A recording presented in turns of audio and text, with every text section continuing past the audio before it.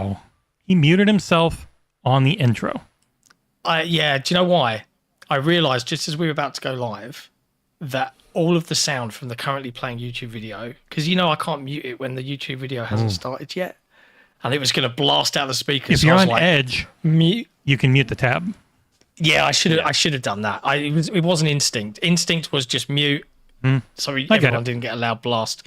I apologise.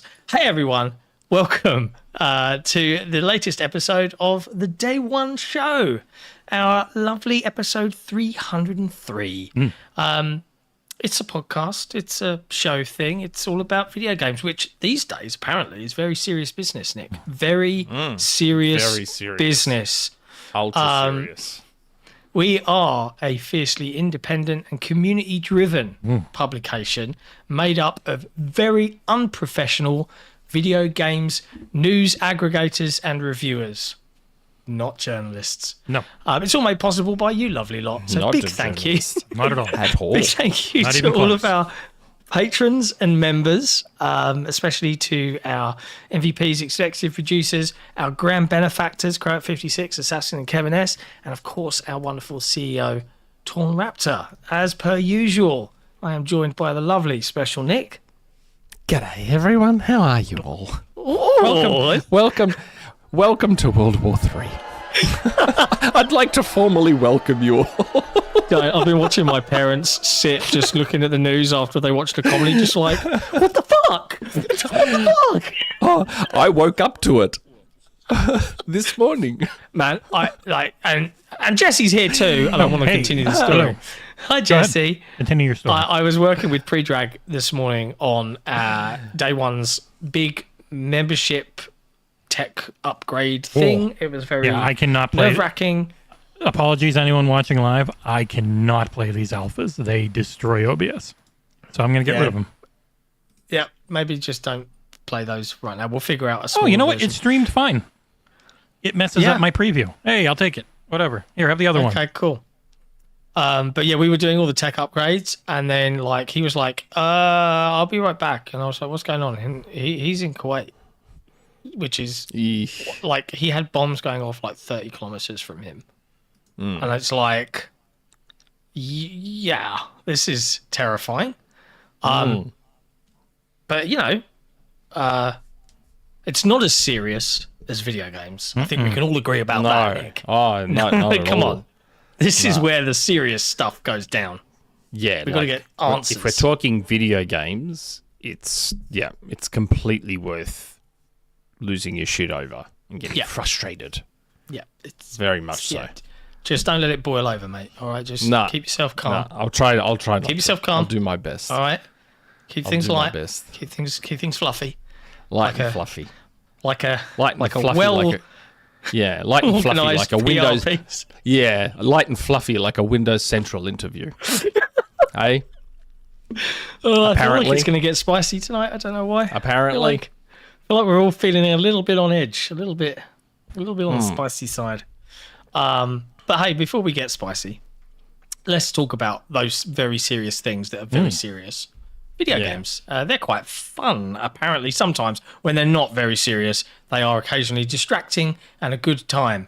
We've been playing some. Nick, what have you been playing this week? Well, I said last week that I'd sort of started God of War Sons of Sparta. Now, a week later, I've put a lot more time into the game.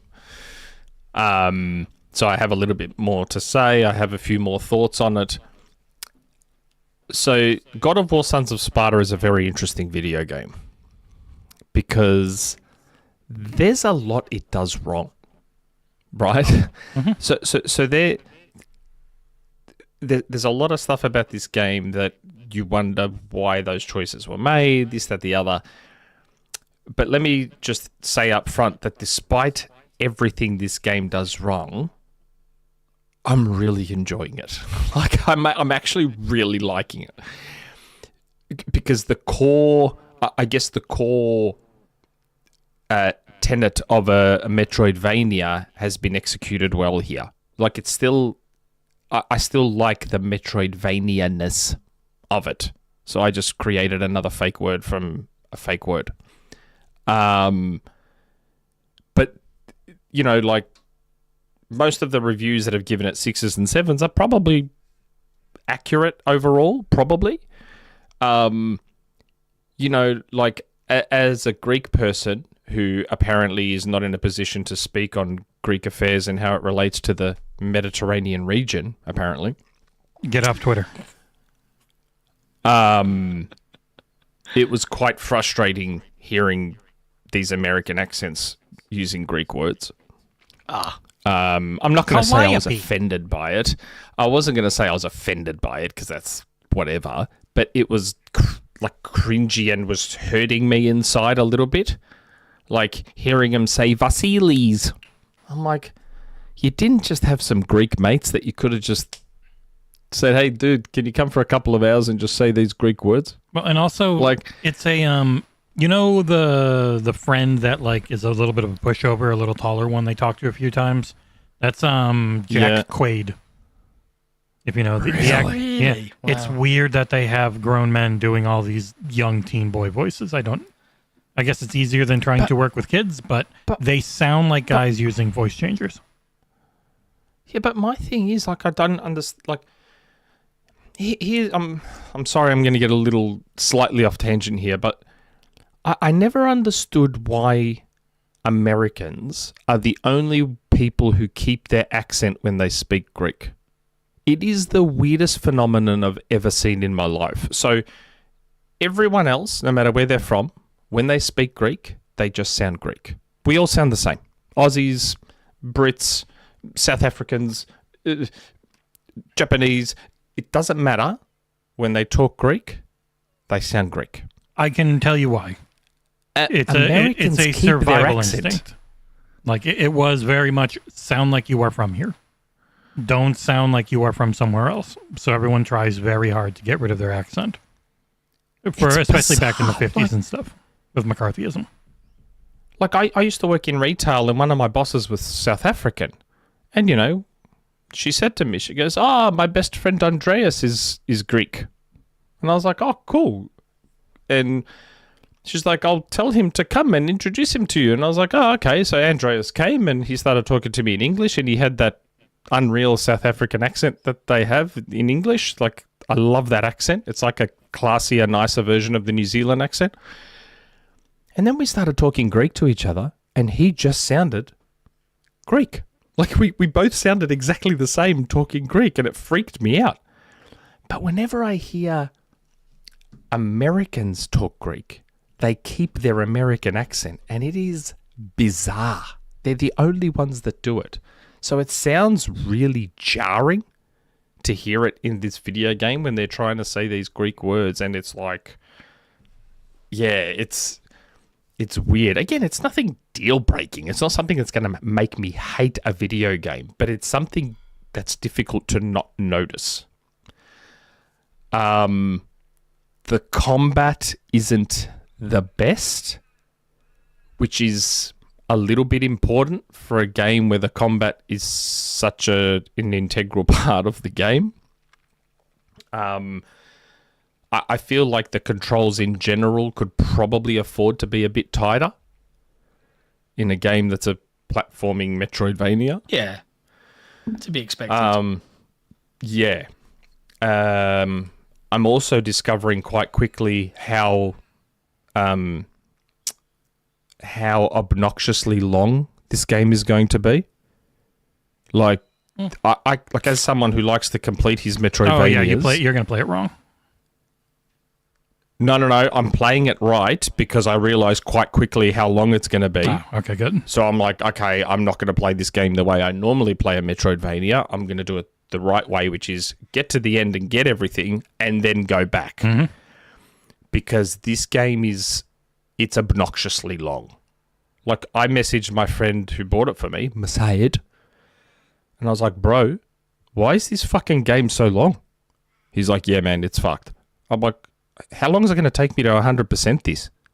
He's like, dude, you're going to have to spend like over 50 hours probably trying to 100% this game. He's like, I would not bother. He's like, I wouldn't bother if I was you. I'm like, but I can't help myself. It's a Metroidvania. I need to 100%. Co-op with you? I was like, I don't... Look, what is it lately with God of War games and being bloated? Why are all the new God of War games bloated? 2018, Ragnarok, and now this. All the old games weren't that long. They were great. Old games weren't long in general, though. Like, that's a recent Just didn't have that much storage. When games have become bigger. But why? They don't have to be. They don't have to be. The best sellers are. It's weird, though, when you do the math of it, though, and you look at the statistics, and it's like 30% of people actually completed it all the way through. Like, so, yeah, okay, all these people bought this game, but only 30% ever saw the fucking end. That's what I mean, and that's what makes it even more silly that we make our games so long. No one's beating them. Yeah. It's weird. So we're in this warped space where everyone's like, well, you're charging $60 for this game. It should be 175 hours long. It's like, but games have always been more than $60, and they used to be an hour long. There were video games that could literally be beaten in an hour that were being charged $60 and $70 and $80 for back in the day. I'm working on a game at the moment, and like I read some blurb, and it was like, it's this long, and then I was like, no, it's not. I get that all the time. In like a fraction of the time. PR companies need to learn to, like, I don't know if it's like if they're in journalist mode, and they like, this will take you read other people's reviews, and they tend to be pretty accurate. Yeah, I suppose that's true. But like, remember that when they told me it was like, I forget which one it was recently. It'll probably take you about 25 to 35 hours to beat this, and I was done in like 11. Yeah. I was like, I tried to find everything that I found interesting. I guess if I do all the most boring shit forever, all the padded stuff that you if I try and get to the top of every leaderboard in each mini game, but I mean. But I can tell it's going to be obnoxiously long. But again, I am still enjoying it because the core Metroidvania stuff is still good. Like they are. Are you talking about BT Maverick's comment? Yeah. Just for audio listeners, BT Maverick in the chat has said, I was 8 minutes behind, and as soon as Nick started talking about Sons of Sparta, I skipped ahead to catch up, and we're still talking about it. Thank you, Nick, for allowing me to catch up. I mean, you do like to make your point. You're labouring your point. What is your point? Do you have a point? Yeah, I was just we started going on about how long video games are these days, and I'm like, I hate that they're so long. But yes, overall, I am actually enjoying Sons of Sparta. Like, I am feeling the draw to keep going back and playing it. So it is. But I think when all is said and done, I reckon 7 probably sits about right based on what I've played. And remember, 7's good, despite what some idiots say. 7's above score. The aggregate. Yeah, like if 10, 1, 5 is middle, 7's there. It's good. That's good. Yeah. Just remember. But yeah, God of War Sons of Sparta. It's a good video game. There you go. I'm enjoying it. Now, I have been playing something else, but I'd rather you two bring up the other game.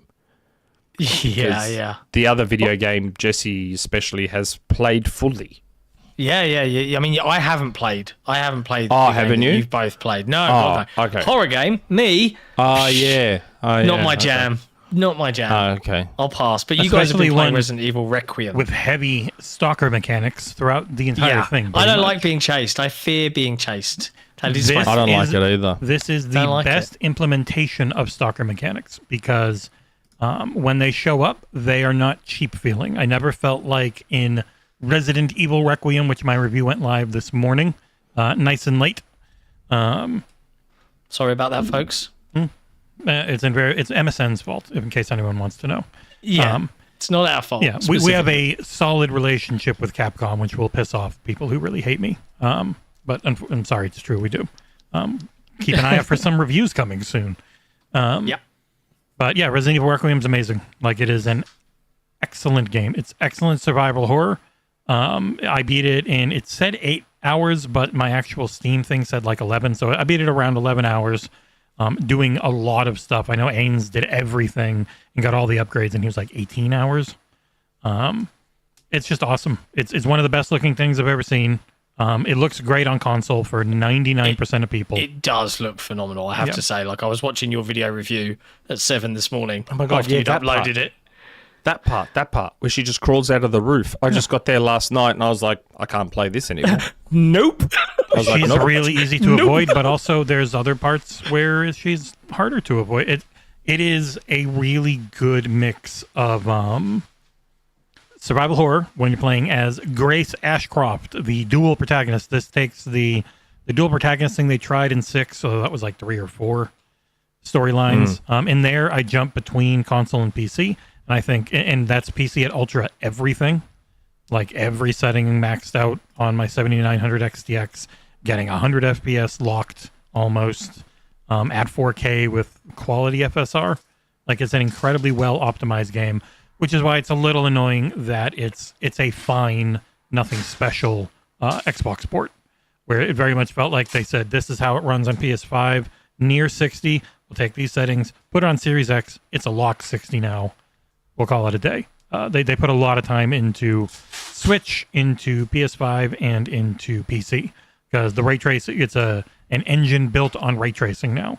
And so the Switch 2 having newer ray tracing cores and DLSS, PS5 Pro obviously having AMD's newer cores.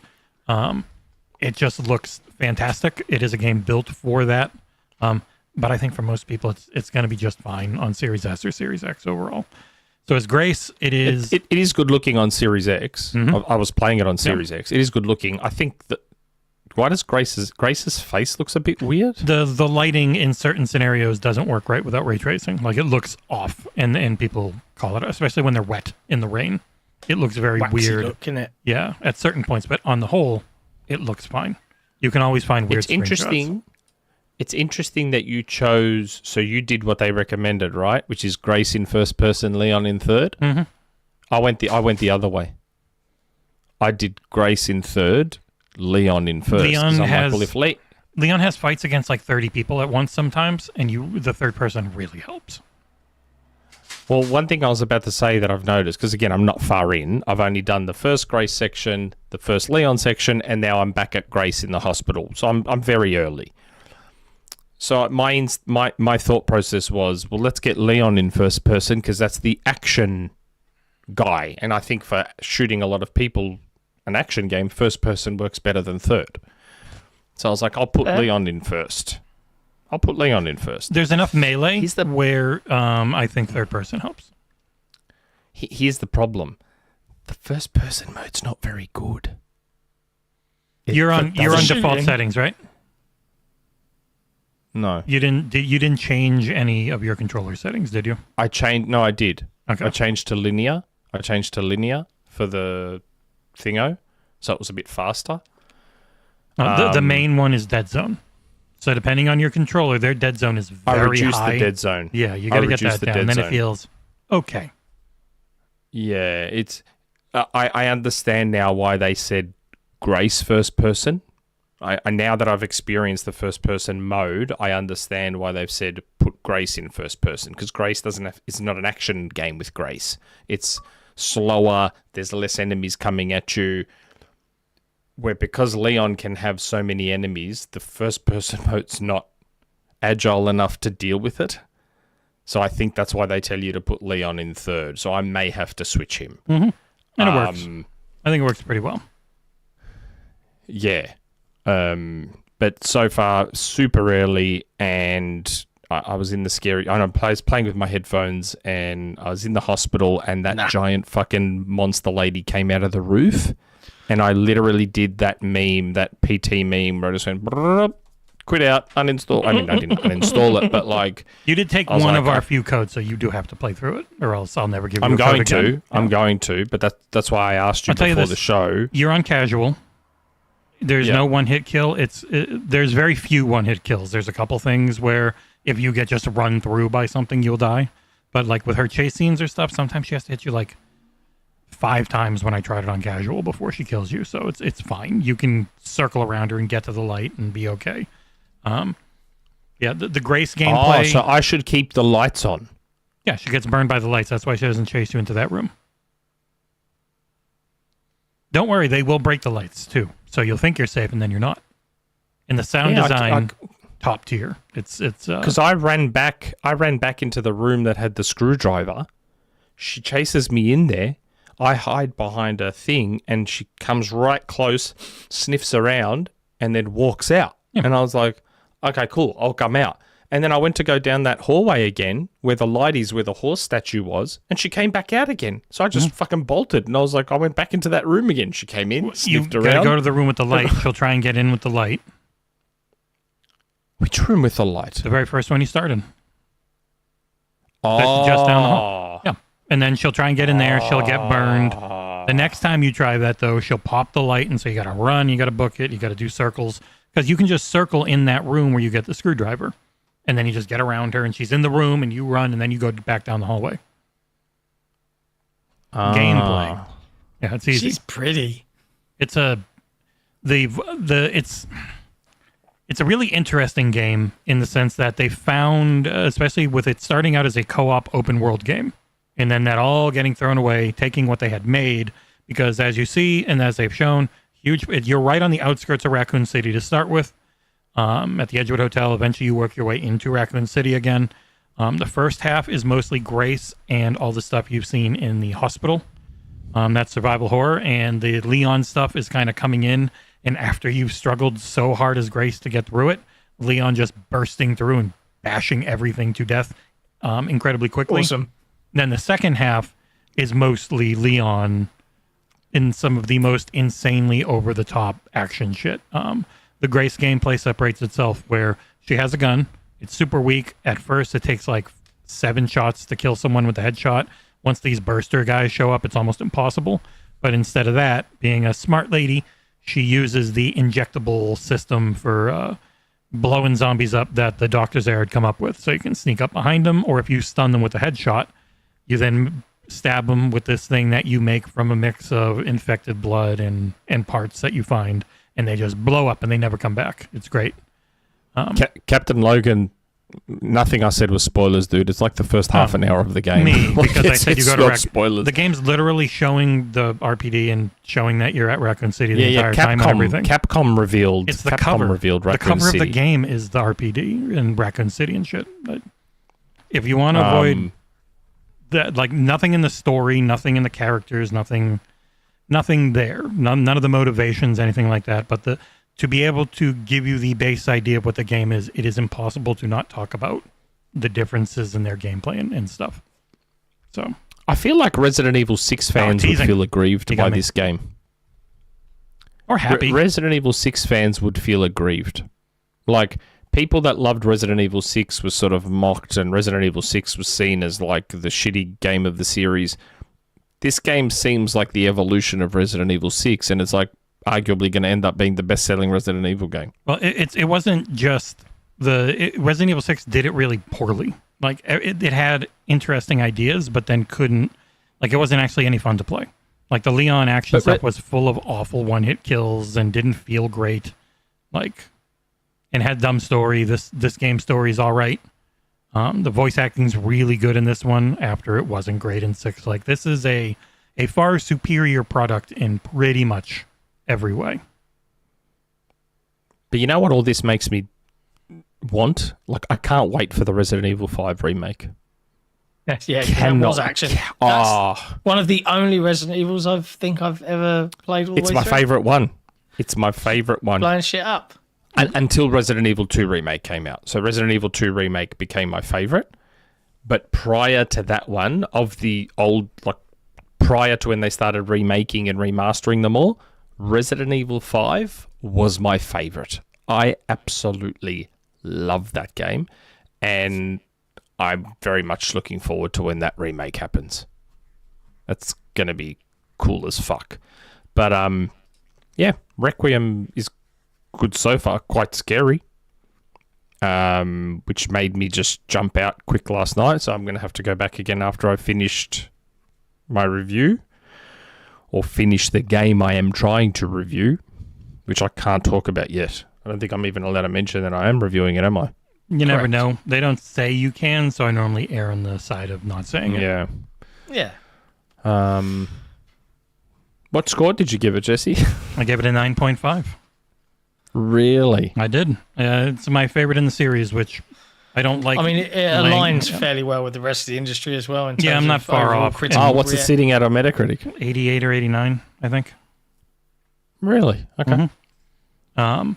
But yeah, it runs well. It feels good to play. It's not top tier, but if you have a Hall effect or magnetic joystick controller and put Dead Zone at 0, it feels good. It feels a lot better than it does by default. The voice acting's fantastic, especially Grace's actress.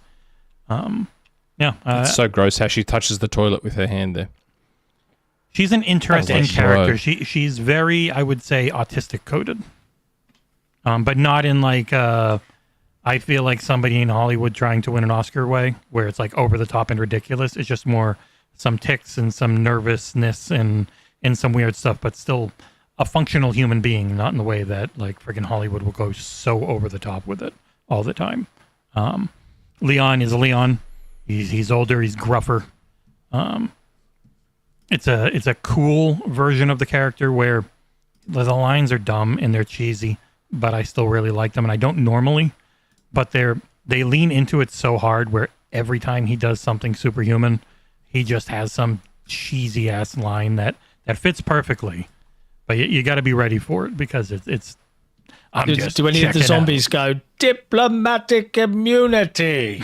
The zombies do have personality in this one. It's been revoked. This version of the virus, they remember who they were, and their behavior is influenced by that. Like there's the people who had jobs, and they're still like zombie having those jobs until they kind of lose their mind when they see you. Like there's a lady who works at the hotel, and she's like, dirty cleaning blood, but it's blood from somebody she just ate, but she's trying to clean it because she still remembers being again, I can't remember the right word for it without pissing people off, but being someone who cleans stuff at a hotel.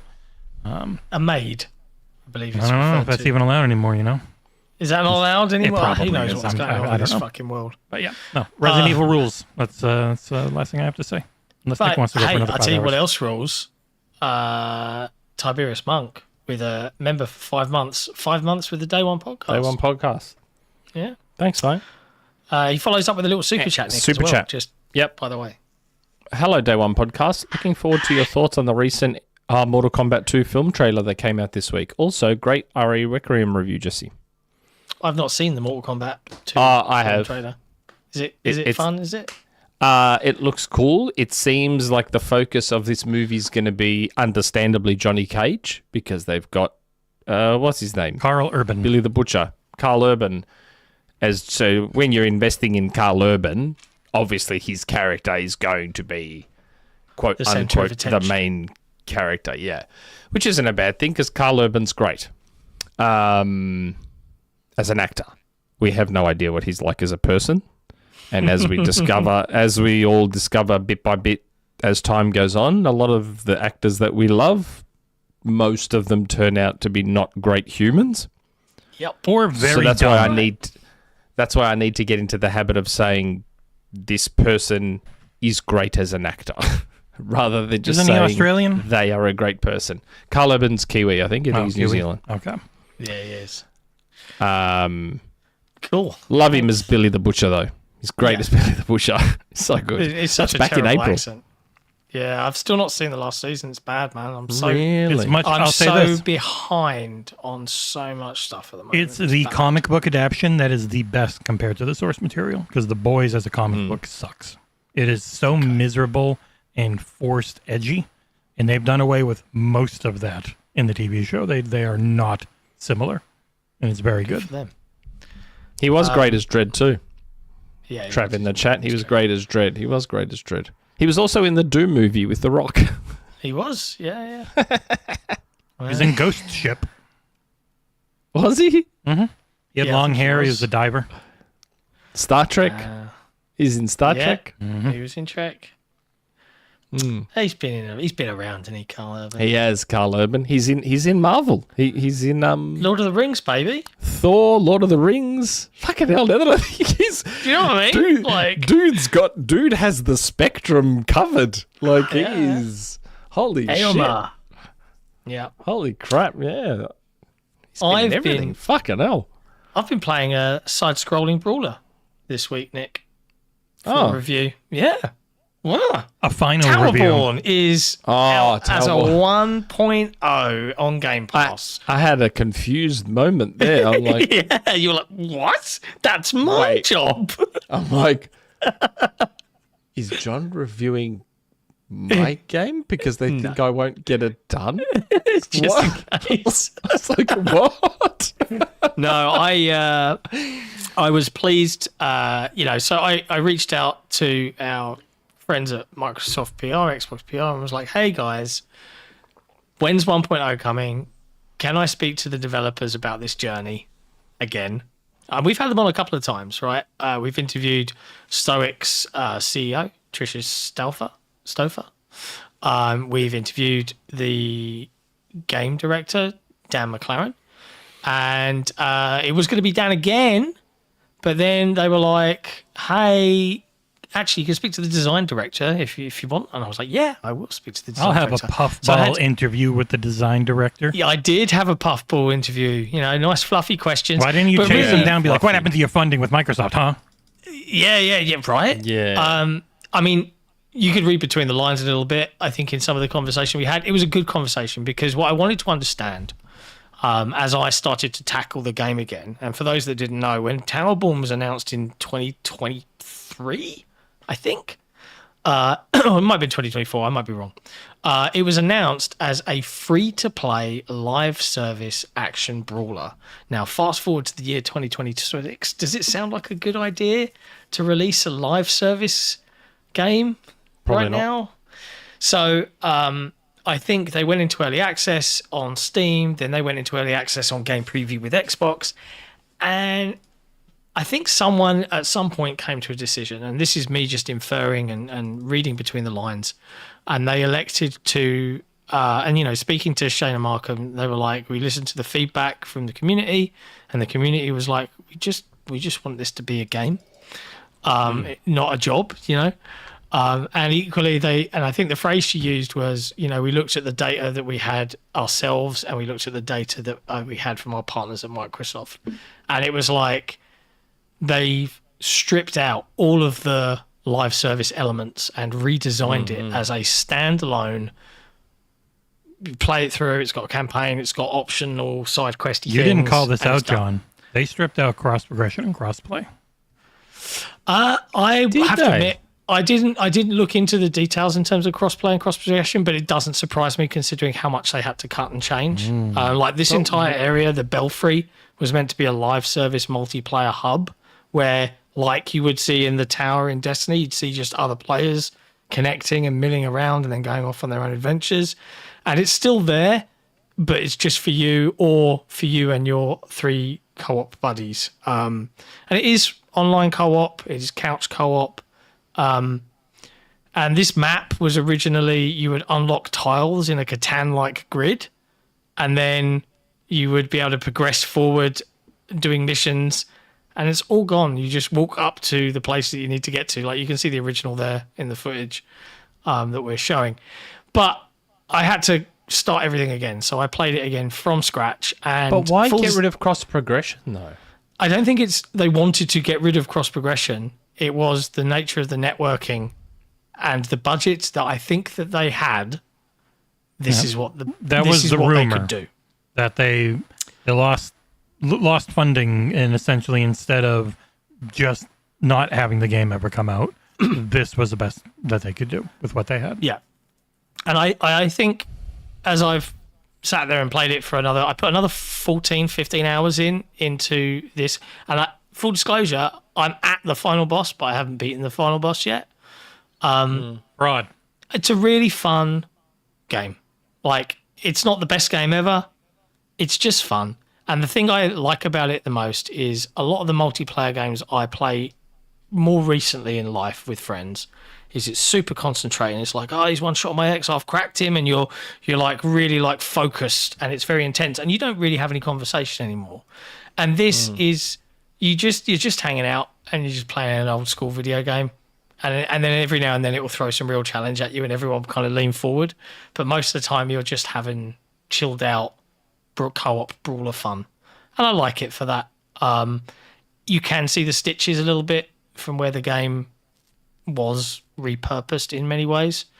But I still think it's something that if you enjoy these sorts of games, the combat and the depth of that combat is really solid. Hey, there's a celebrity in the chat, Don J 76Q. I remember you. You were in my notifications. Jesse, you are literally the worst reviewer out. Laughing face. How you doing? Thanks for joining the show. Wow. Yeah. Wow. He's right here. It was on the. Hi, Don J. Hi, Don J. How you doing? You like my Resident Evil review? Things. Wow, he didn't agree with it? I must be missing something. In a comment, he said that I'm terrible. But now he's in our chat. Saying hi. I'm just saying hello. All right, okay. But yeah, go play Towerborne. I'm the worst human being. Give it a shot. GG. Thank you. Because I really like it. I like Towerborne. I don't love Towerborne. Like, it's not my favourite game ever, but I really enjoyed the time I've spent with it. And I do plan on beating that final boss because I kind of want to see. There's a whole story now. There's a whole campaign. Whereas before in the live service, you were like, mission. Imagine saying something like that when there's like a certain bloke over in the Middle East at the moment that's like literally I think the cause it's the guy who used to do. That's going on. He used to write reviews like on our forum and in our comments, and then he just lost his mind over me, and he keeps making all those Jesse's dog shit accounts.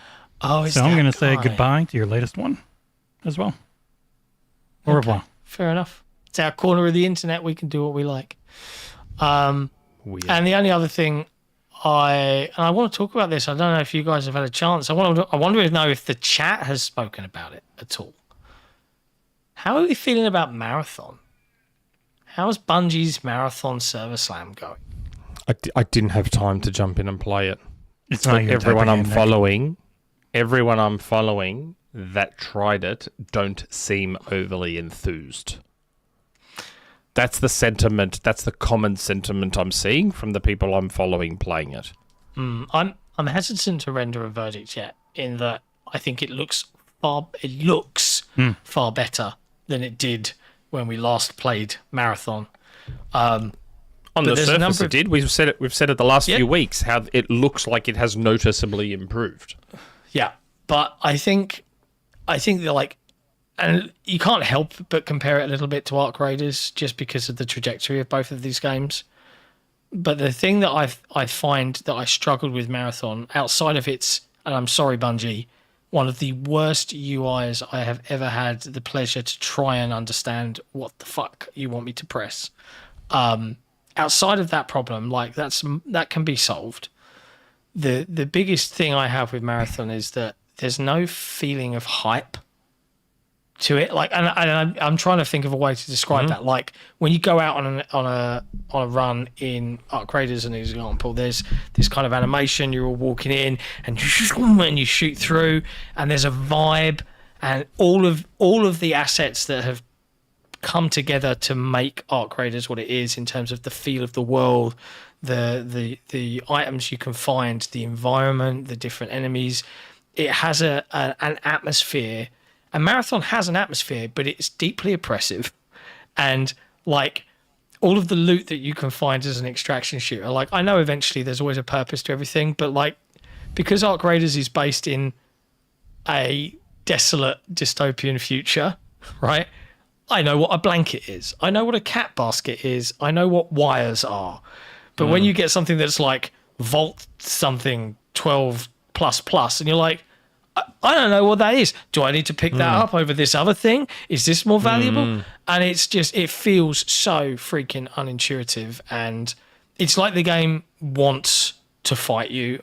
I don't know. I don't know how it's going to go for them. My gut feel is this is a very hardcore game. And if you were thinking that Bungie, the folks that were going to revolutionize first-person shooters on consoles, brought a first-person MMO to consoles and made it a big deal, are they going to revolutionize the extraction genre? My gut feel right now is that no. They've made a kind of very uncasual friendly extraction shooter that a lot of people are just going to bounce off. and that's a bad thing for Bungie. What you were describing then made it sound like Bungie made a game for themselves, forgetting they were supposed to make a game for everyone else. Well, I think you can make a game for yourself in this industry, and you might find that there's a huge group of players that will be like, oh, thank God, this is a game that I've always wanted. No, but when I say a game for themselves, I mean a game for themselves as in very specifically Bungie and its employees. Oh, they really like it. Because you're saying that, I don't know what Vault 12++ is, and it's like, so did everyone at Bungie forget that they all know what Vault 12++ is, but no one else is going to know what Vault 12++ is? Yeah, I mean, I'm being somewhat facetious. Like, I know now that it's ammo, right? But those first, like, if you think about the onboarding of any video game, those first few rounds, those first few moments, these first few rounds in Marathon, I'm like, I don't know what any of this is. I don't know what any of this does. I don't know whether I should pick this up. I don't know. And then you get to the UI, and the UI is like, here's 1,000 things you can press, and the fonts are all different, and everything's retro and cool because we've let the art style take over any sense of readability. And it's like, you're making me have to fight to try and find the fun. That's a problem. That's a problem. But I've got a bunch more to play. I'm not leading the review on this, in case you're watching, Bungie.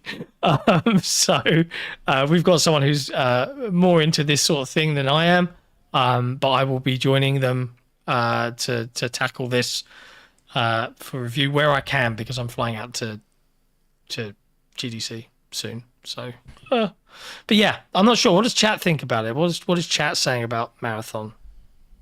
Anything in there? Anything?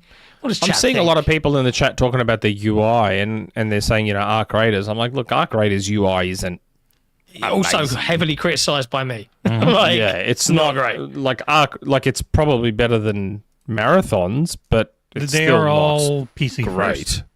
None of them are super controller focused. They're all PC. Yeah, when I saw people talking about Arc Raiders, I'm like, okay, Arc Raiders is arguably better, but I wouldn't call it significantly better. Even I took a while to struggle with that UI and understanding what I'm putting where, how I move stuff across, and it wasn't great. Yeah. But Arc Raiders was a more fun game to play than the time I had with Marathon, but that was early beta with Marathon, not Server Slam. But again, man, I don't care about Marathon. I'm not going to play it. I'm not going to buy it. But I just hope, for Bungie's sake, as a studio that most of us loved, like they are. I was going to say arguably, but it's not really arguably. They are the studio that is responsible for why Xbox exists as a brand. So. When I say it would be sad for this game to fail and for whatever the consequences of that are, I mean it. It would be sad. I agree. And there's a huge contingent of people out there in the serious world of serious business video games that are rooting for that to happen. You should never root for... Look, all jokes aside about, PlayStation sucks, Nintendo sucks, Xbox sucks, you should never want a game to fail. To the detriment of a studio closing down and everyone losing their jobs. Yeah, I feel who like wants that. Yeah, I feel like this is how you know the people that are terminally online and a little bit too involved in video game console warring stuff. Like that, so many people forget the human element of video games. Like, there are people, they're human beings, just like anyone else that made these video games. Like, if Marathon fails, there's a very real chance Sony will take action. PlayStation will take action about that. We just saw them shut down Bluepoint. Yeah. Like, a studio they acquired seemingly for fun, just to go shut them down a few years later. Like, I worry about Bungie if this game's not a success. Yeah. Like, especially when it was a similar thing. Let's be real. We said it back then. Bungie was a reactionary acquisition. Yeah, very much, well, very much 3.6 billion. Very much steeped in the console wars. That was very much an old school. Hey, Bungie was associated with Xbox and Halo. They just bought ABK, and all our fans are telling us to do something. Let's buy Bungie. Like that. It felt very reactionary back then, and feels just as reactionary now. Yeah, and that scares me for Bungie. There's just a trend. It's literally every time any game that is multiplayer or live service gets announced, it's like the death watch for it. And I think it's a worry that the instinct is this game will most likely fail. But equally, the reality is, and we've spoken about this many times on the show, and this is just an industry fact. I saw someone on our forums discussing today that they were looking at like where games were sitting in the most played list, and it's like they referred to it as the wall of live service in that top 10 because that's what's there. There's a wall, and like for the mainstream person that just picks up a console, they pick it up to play one or two big games that come out every year. It's going to be like your CODs, your Fortnites, your Roblox, your FIFAs. That's it. It's the sad. It's the reality of it. Like, and even a game like Fortnite, it didn't come out a hit. No, it earned it. It started as a horde. It started as horde mode. It was basically Cliffy B going, shit, everyone loves Gears of War's Horde. How about we make an actual video game built around Horde where you can build your own towers and this and that and the other? And that's how Fortnite was born. I think that's how the story goes. Is that mode still in Fortnite in any way? Yeah, but no, that's not, like, no one uses it. And like, I shouldn't say no one. Parts are probably used to make other games within Fortnite. Yeah. When people think of Fortnite, they don't think of Save the World, which is what it was when it started. They think of the Battle Royale. So as soon as PUBG hit, they were like, I think we can do that. Pivot! Yeah, I think we can do that. And they did. So even Fortnite, like PUBG was, I guess, kind of lightning in a bottle. Like it just landed and hit. Yep. Not many live service games can do that. I think, and the reason you'll see so many of them still try is because when that lightning does hit, it is immensely profitable. You're set. Yep. You are set. Like it's nearly as hard to hit with a single player game, but the upside isn't as high. Yes, exactly right. Which is why do live service games keep getting made? Because and cost more to make. Yeah. The single player games. Well, do they? Do they cost more to make? Cost yes. the same to make? Depending upon the AAA-ishness generally of the game. Similar to start. The question is, and I think COD kind of, we saw it with Battlefield versus COD this year, right? Like the Call of Duty team has to run the live service side of things as like a well-oiled machine. Mm-hmm. And to be fair to them, you might not like this year's COD, you might not like COD at all. But they run that machine very fucking well. And we saw Battlefield come out and be one of the biggest selling games, right? I think, was it the biggest selling game of 2025? I think. Someone keep me honest on that. I don't know. I'm not sure. But then, season 2's delayed because it's hard to keep that pace when you aren't like built. When you don't have 17 studios all doing it at once. Yep. And the reality is that Call of Duty are built for that. So, we've seen teases for what they're doing for Season 2 Reloaded or whatever they call it. That is the difference. So a lot of these teams say they've got a plan and they've got a roadmap, and then when the reality hits and you have to adjust to player feedback, plans go out the window and things are really difficult and fuck. That's been Helldivers too. They're using an old ass engine that they have to keep fixing, and so they can't get the content out that they want. So it's interesting, but yeah. Best of luck, Bungie. Looking forward to playing more of it. We'll see. I genuinely mean it. I hope it's a success for them. Yeah. And it's weird why do PlayStation players also get bonus skins? How did it turn out that Xbox players got those bonus skins? Yeah, the PlayStation ones were announced before, and now the Xbox have like the Minecraft looking ones. Because I saw the Xbox ones, I'm like, wait, is this like reverse Uno of the shit that used to happen years ago? Like, I'm like, why would Xbox players get bonus skins and PlayStation people not? I'm like, that's weird. Because I didn't see anything about PlayStation skins. So I was like, okay. They're making some skins, mate. But yeah, I've been playing one other thing that I've just started again for a review. I've got to have this all done before I leave. Can't really talk about that though. So I had fine. 2 other videos out this week if people want to check them out. I did a WWE 2K26 preview and I did a Dice a Million review. Dice a Million? Mm-hmm. Little Balatro meets Dice game. Yeah. PC Game Pass. Mm-hmm. Yeah, PC only to start. We'll see if they do console eventually. It's good. Go read the review. Yeah. You should go read the reviews. Speaking of the things that are on the website, like the reviews, just a heads up to our members and things like that. Just wanted to give you a little bit of insight, a little bit of info. We rolled out memberships. So technically they are live, but I would encourage you not to do anything yet. We're doing some closed testing with some people and stuff to make sure it works in the way that we intend.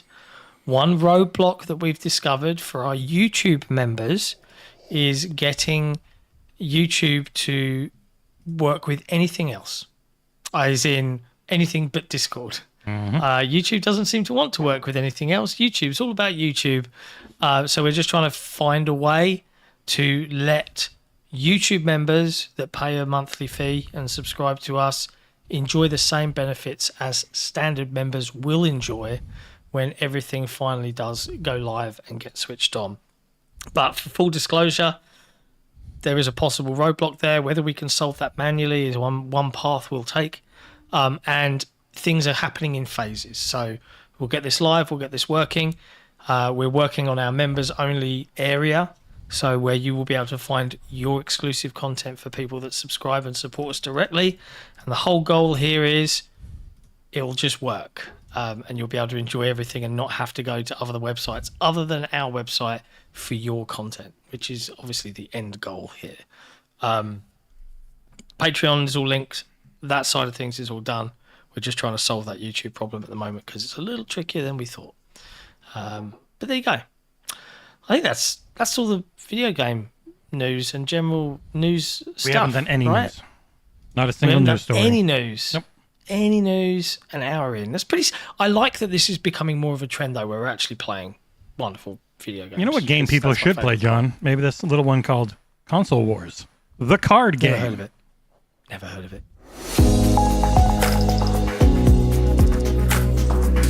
This is Console Wars, the card game. Featuring more famous video games than you can shake a stick at, Console Wars finally allows you to win a war you've been fighting and probably losing on the internet your entire life. Quit being a keyboard warrior with the warm embrace of anonymity to protect you. Now you and your friends can fight on the front lines, battling for incredible franchises, exclusivity, and eventual victory. Collect some of the most famous video game franchises of all time. Protect them with loyal and frighteningly dedicated fans. Brave the volatile video game industry and claim the ultimate victory in the console wars. Your favorite video game making mega corporation needs you. Enlist today. Head to consolewarsgame.com. Pick up a copy of Console Wars, the card game, outshine your rivals, and prove that your platform reigns supreme. Out now. We're back. Thanks, everybody, for hanging out with us today. If you haven't hit that like button yet, you should consider doing that. If you're listening to us on audio via Spotify or any of your favourite podcast services, please do actually leave us a review. Fun fact, we are 4 listeners away from being able to monetize on Spotify. 4 listeners. I'm like, come on, 4 more people listen to us on Spotify. Come on, people, get your mates, recommend us to your friends. In terms of hours and episodes, we're all there, so we just got to have that little number tick over. I should probably make that the thing. I'm gonna have to not yet. Like Jesse, did you not listen to what I just said? I don't care. Go sign up. Give us money. Test it. Be a beta tester. Proxicus in the chat is asking, I've cancelled my Patreon currently. Should I wait for membership to renew Patreon for another month? Memberships should be live before Monday, so just hold on. We're just testing the last few things. But you could go and do it right now if you really, really want to. Help us test. But don't blame me if there's a horrible bug. Yeah. I would rather there be no bugs and nothing breaks. No. Everyone join the $150 tier. It'll be perfect. It's all there, though. You can go and click that link if you want to go click it. There's still some things to sort out, though. So, like, expect bugs is what I'm saying. Like, we'd love to have everything ready on day one, but the likelihood is there's going to be some bumps in the road. Like, members won't get ads yet. Our ad company isn't live yet following the URL swap. There was one ad randomly on the... Yeah, so I think it's coming. Like, Google are doing their things and ticking their boxes. And then that will probably be really bumpy for a bit while we figure that out, and then that will be solved. So everyone's just going to have to bear with us for a little bit because we're not a big organisation. We're like 6 people. We're one guy panicking over there in England, another guy getting bombed in the Middle East, and Hytham in the chat. Did I miss the part where Jez had an interview with Asha and Matt? You did. Yeah, you did not. But yes, you can go check it out. Let's talk about and we'll have a super chat that will be able to mix in with all this stuff now from Cody Bishop a little earlier in the show. So read it now or later? It's up to you. It's not about Jez. It's about the whole thing, and it's about Satya. So if you wanna go, we can get into it like right after we introduce this next segment of the news. Yeah, it's the news. Let's talk about some news. Let's. Xbox has been in the news again. It's the same news as the last news, except it was brought to the front lines again because the lovely Jez Gurden had an interview with Jez Gurden, everyone's favorite punching bag. Yeah, they had an interview with Microsoft Gaming's new CEO, Asha Sharma, who follows me and follows Jesse, but doesn't follow Nick, and it breaks his heart. Can't follow me. Asha follows you. I said that just to get triggered. as in Jesse. I don't have a Twitter account. Yeah, I said that just to trigger you, Nick. I was about to say. It's like you can see you like, so I reactivated it for 30 minutes. She instantly followed it, and I turned it off Instantly again. Followed. Straight away. She had notifications set. Yeah. Oh, Jesse's online. Follow. Follow. Yeah. Jez did a really solid interview in the 13 minutes on a Teams call that he had. And it was probably 10, and then they went a little over. Wait, hold on. Microsoft's first interview under the new regime was with fucking Jez Gurden? Yeah. What? They went with a Windows focused outlet. What were they thinking? What were they thinking? Oh no. Like just relax. Say this sort of stuff on God. No one likes listening to Jax Grayson. Jesus. Oh God. This show has the potential to go off the rails. Yeah. Like, did you listen to the interview? Listen. I read it. Yeah. Oh, read it. Oh yeah, it wasn't listenable. Yeah, sorry. I was about to say it wasn't a video or anything, was it? It was. I did. No. So Jez said he had 15, but she was 2 minutes late, so he got 13. There you go. There you go. Yeah. The new CEO can't even keep on time. Wow. Should have grilled her, Jez. I read through the interview and it was about what I expected for the new CEO coming in on her second day on the job. Like, we said last week, I felt like most of her Twitter posts were AI, and her first speech as CEO, that first thing she'd written out, felt like, hey, Copilot, give me a... like. Speaking of, now that you said that, you should read Cody Bishop's super chat. Yeah, Cody Bishop. Reread Satya's opening line in his letter where it mentions ray tracing. It sounds like creative mode Copilot slot prompt. Yeah, but like you have to understand, Microsoft is borderline mandating that every part of Microsoft uses Copilot. They are borderline mandating it. So reportedly. That's what I said. Supposedly, allegedly, whatever you want to say, they are.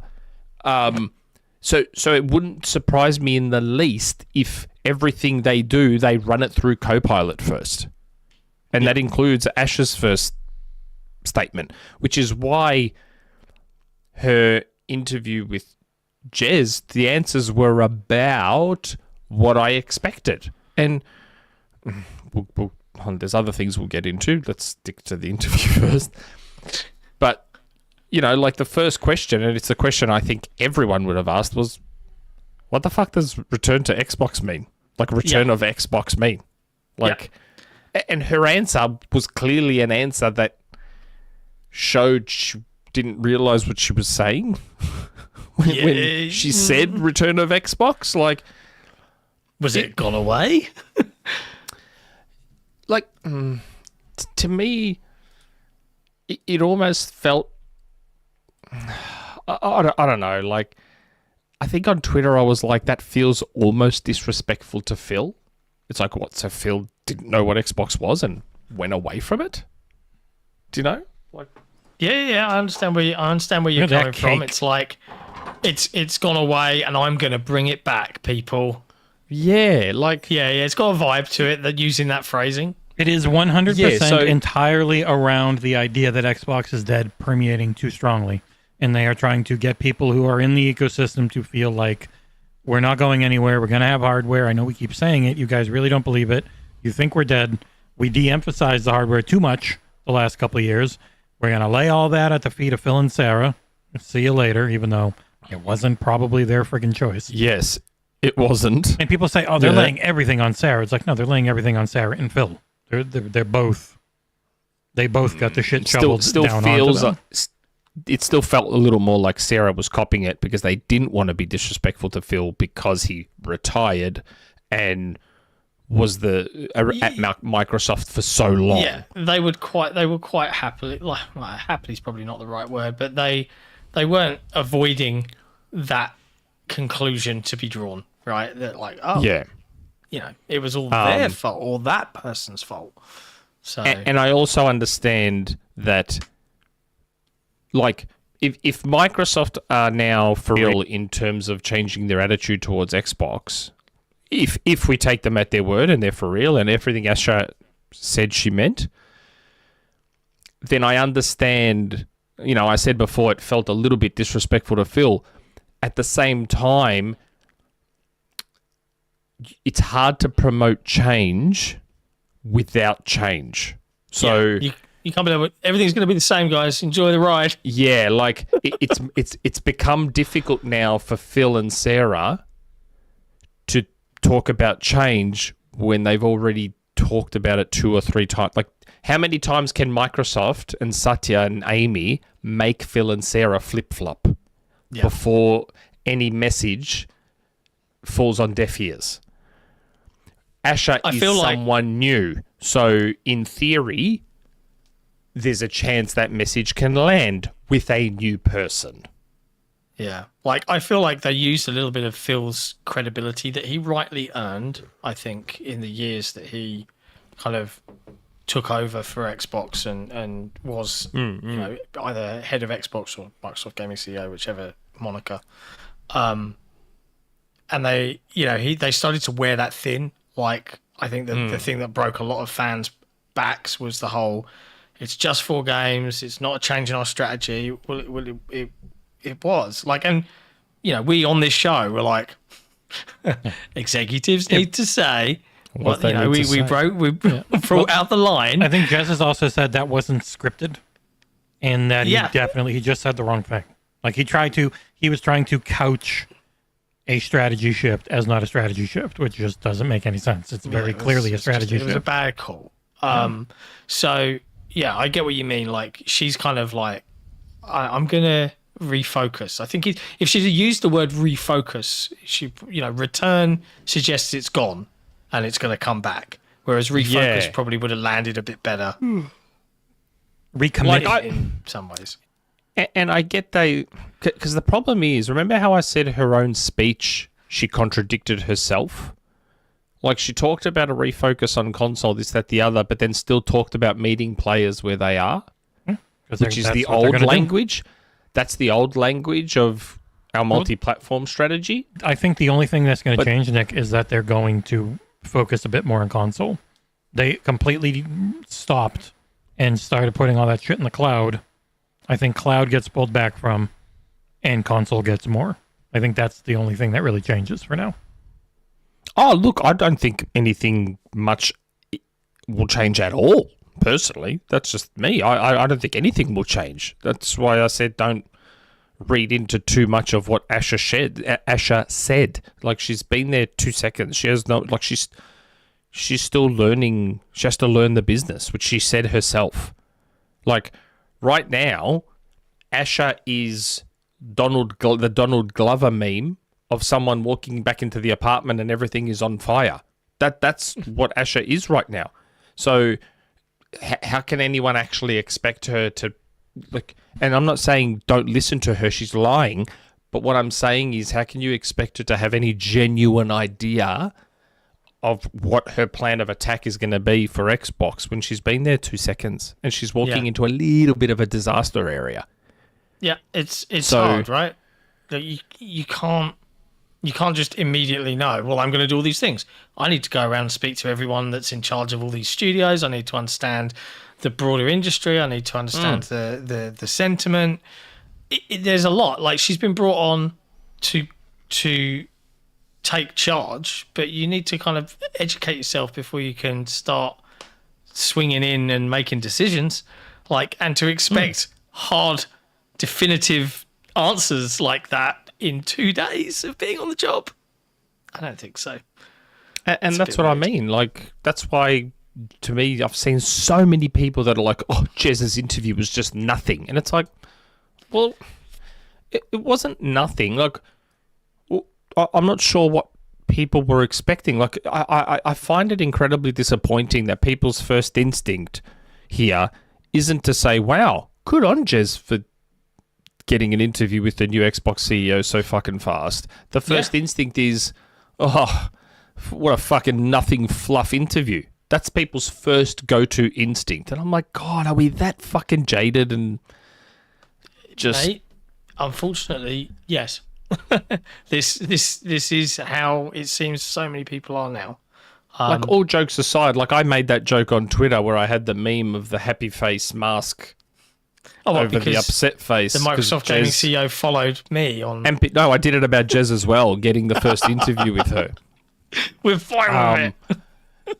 Yeah, we all muck around like that, but, you know, I'm sure I could throw that back in Jez and say, well, we've had the Xbox CEO on our podcast. Not sure how many of you can say that. Yeah. A lot in the past, before they got reined in big time. There was one. Yeah. There was one in 2014. That was when Phil first took over, and then all of a sudden PR went, hey, the fuck are you doing, bro? Rein it in. And then he never did that again till our show. Greenberg did. Yeah. Greenberg went on I was surprised to hear him on them shows. That's all dead. Yes. That doesn't happen anymore. This is a great comment from Pika Trek in the chat. He's an Xbox console advocate, community leader.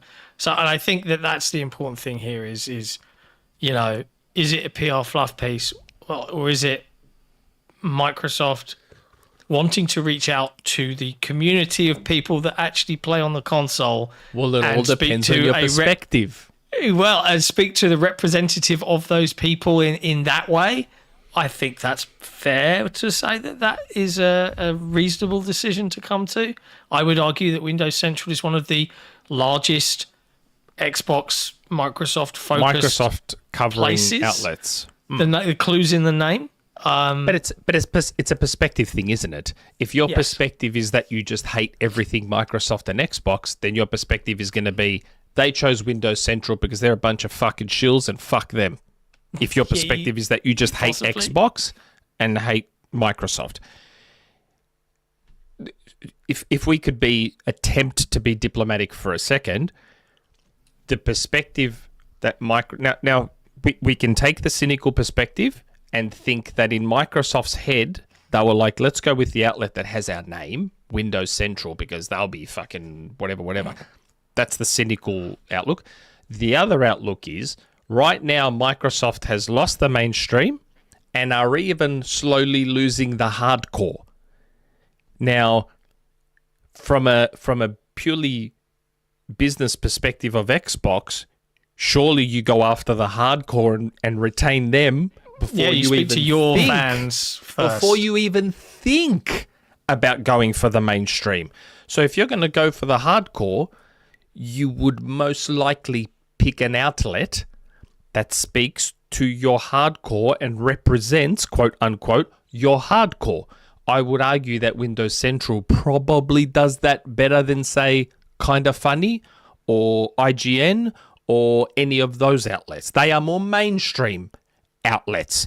They don't represent or reflect the hardcore Xbox and Microsoft fans. So from that business perspective, it makes a little more sense to choose Windows Central over someone else, purely from that angle. And I've also seen people questioning why are they talking too much? Like I think Chris Dring was on the VGC podcast and he said, I don't get why Microsoft talks so much. It's like, I understand over the years, but also with this one, it is speaking again to an audience that most websites don't care about. That's why we existed for so long. They don't care about, they don't use the Xbox platform. They don't talk to the people that use it. So they are talking to people because you guys generally don't. Like that is a big reason why they talk so much, because there are more advocates. Ah, shit. Kevin S. Can we gift random one-day memberships only to a specific email? He wants to know about the PlayDay.One memberships. Bro, I've not even tested. Gifting is a function on the new membership thing, but I've not tested it, so I don't know. Am I having one or no? I don't know he didn't say who it was for. So Kevin, if you just want to DM me on Discord and let me know who of the three of us you would like to eat it. I'll get a bad one. Nick will get a bad one and won't know that it's a bad one, and John will get a good one. So those are your three options in general. But they have to talk because they're generally, when they're talked about in the mainstream press, it's not from a place of knowing their platform or from use.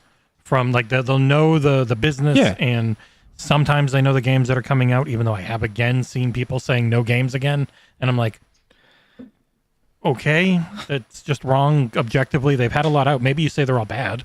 Maybe you might not like them. Nick doesn't like most of them. But it's like they need to try and find people to be the voice of it. There's a difference between not liking a game and trying to objectively say a game is no good. Oh, I know. Just because I don't like a game, I don't say you say this is objectively not good. Those are other people, but yeah. Yeah. Fair enough, Kev. Fair enough. Time for John. Oh, John. Okay. I was happy to eat a bean. Okay. Oh, no. What good one are you getting? It's either sweaty socks, stinky socks. The worst one if you get it wrong. Yeah, it's one of the worst ones. It is the worst one if you get stinky socks. But then Tutti Frutti is amazing. So he's chomping on the bean. He's praying to Jesus, and he's about to smile because it tastes real good. Oh, yeah. Look at that big smile. Oh, yeah. It is stinky socks. It is the worst one, right, John? It's a zest. There's so much flavor in stinky socks that it is It's bad. Yep. It's a lot of flavor. Microsoft has a problem right now where they have to retain their hardcore. They have to. Like, that is the hardcore, us, the ones that are subscribed to Game Pass Ultimate, that have built our Xbox backwards compatible libraries for years. They're in danger of losing a lot of us, and they can't afford to at the moment. So those are all that's of her, who they have to. That's what all her statements were. They were all aimed. And people are like, why is she saying these things? It's because the actual community started to worry. Like, Phil's leaving. Holy shit, he's been our advocate. What's going on here? And she's like, I'm joking, but also guessing. Phil said all these are the things that would really be good to push because he knows. So I'm going to really push these things because that was already the plan, and I'm not even started yet. I mean, Chris Dring sneakily posted a photo of an NCV. I can't remember the magazine. CVG. Computer video games. I think. No. Let me find it. Hold on. MCV. An old magazine where the cover is Phil Spencer, and it's he has interviewed Phil Spencer, and there's even a quote on the front cover that says how a humbled Xbox will return to its roots, take over E3, and win back its core fans. So that's something before. They said. That's exactly right. So Asha is just doing the exact same thing. So that's why it's like, don't just take what she's saying as gospel. Don't completely dismiss it. Because in the end, she's the CEO of Xbox. She's not the CEO of Microsoft. So in the end, if Satya decides one day that he's going to wake up and change his mind on whether he gives a fuck about Xbox or not, there's nothing Asha can do about it. Same way there was nothing Phil could do about it. Like, this is what people don't understand. Like, a lot of people are like, oh, yeah, but Xbox is, Phil was shit and everything sort of faltered under Phil. And it's like, here we are, we're all talking about how Phil is this unique industry figure in that he was an actual gamer before he became CEO of Xbox. Most other gaming CEOs weren't gamers, despite this weird idea that you have to be a gamer to be a gaming CEO. I've seen that conversation, and it's like... It's so weird. The best bit of this week, mate, was, I don't know if you've read them, Dean Takahashi interviewed Peter Moore, Ed Freeze, and Seamus Blackley. And now Seamus was like, you have to be a gamer. They're going to turn it into AI. Peter Moore was like, no. Right, and look, and I just want to say this, and I feel bad because I would have written up Ed Freeze's one and Peter Moore's one, but I didn't have the time. I was building things. I wrote up Seamus's one because obviously that's what you have to do in this industry. But look at how the industry responded to Seamus being like, they're going to sunset it. It's going to slip quietly tonight. It was basically confirmed. Now look at how many articles there are beyond Dean's interviews of Peter Moore and Ed Freeze, where they were much more... And it's nothing against Seamus. Seamus is a character and we love him, right? But Ed Freeze and Peter Moore were much more like, well, that's exactly how... Ed Freeze was like, well, that's how it was with me and Robbie Back. Robbie Back wasn't a gamer. And the 360 gen was like, awesome. Well, and the funny thing is, a fair amount wrote up on it. It just didn't get anywhere near the play in forums or social media posts or anything. Because it doesn't lean into the doom scenario. Negativity sells. But it's a shame, isn't it? How many of the all-time great gaming execs and CEOs were gamers before they entered into that role? Jim Ryan wasn't. Nope. Reggie wasn't. Nope. Jim Ryan and Reggie are two of the most famous. And Zelnick. Zelnick, Take-Two, arguably the most successful one. I don't think Kotick was a gamer before he was the CEO of Activision. I could be wrong on that one, but I don't believe he was. So, if anything, the ones who are gamers are the exception and not the rule. So this idea that, Ash is not a gamer, like, we'll fucking throw her in the bin, that's weird. That's a weird take. Joanna Faries, the current CEO of Blizzard, wasn't a gamer. She was completely upfront about that when she took over. Neither was every nerd on Twitter's favorite, Lulu Cheng Masurbi, wasn't a gamer, but came in and learned. Most of them aren't. It's not the temperament you normally have for becoming a soulless corpo exec. Phil is extremely unique in that space where he was people used to like roll their eyes when people go, Phil's like us. He is. He actually is. Yeah. Like I saw him online on Xbox and sent a friend request to him thinking, he may never accept it. He accepted it instantly, weirdly, because he was online and saw the notification. And I messaged him. I'm like, oh my God, I did not expect you to accept that straight away. He's like, I was online responding to a message and your notification popped up. So I accepted it. I was like, oh, okay. Like, okay, he is. It's him. Like, it is. With Phil, it has always been him, even though people used to think it wasn't. But, I understand Seamus's perspective on it. He had the very I mean, to be fair, negative slant, but business slant. Like, he's not the only person to see that she's come from AI and connect the dots and see where it's going. But I guess, like everyone, you have to give them the opportunity. I just think, in the end, everyone, I just hope you all understand from her perspective, rather than going at her like you did with Phil and Sarah, go at the right person like I always have, which is Satya. That's the right person to go at. CEO. Don't go. Haven't I always gone at Satya and to a lesser extent Amy? Always. Because who do you think is driving it all? Like, do you know what I think happened? This isn't a story I've been told. This isn't something I know.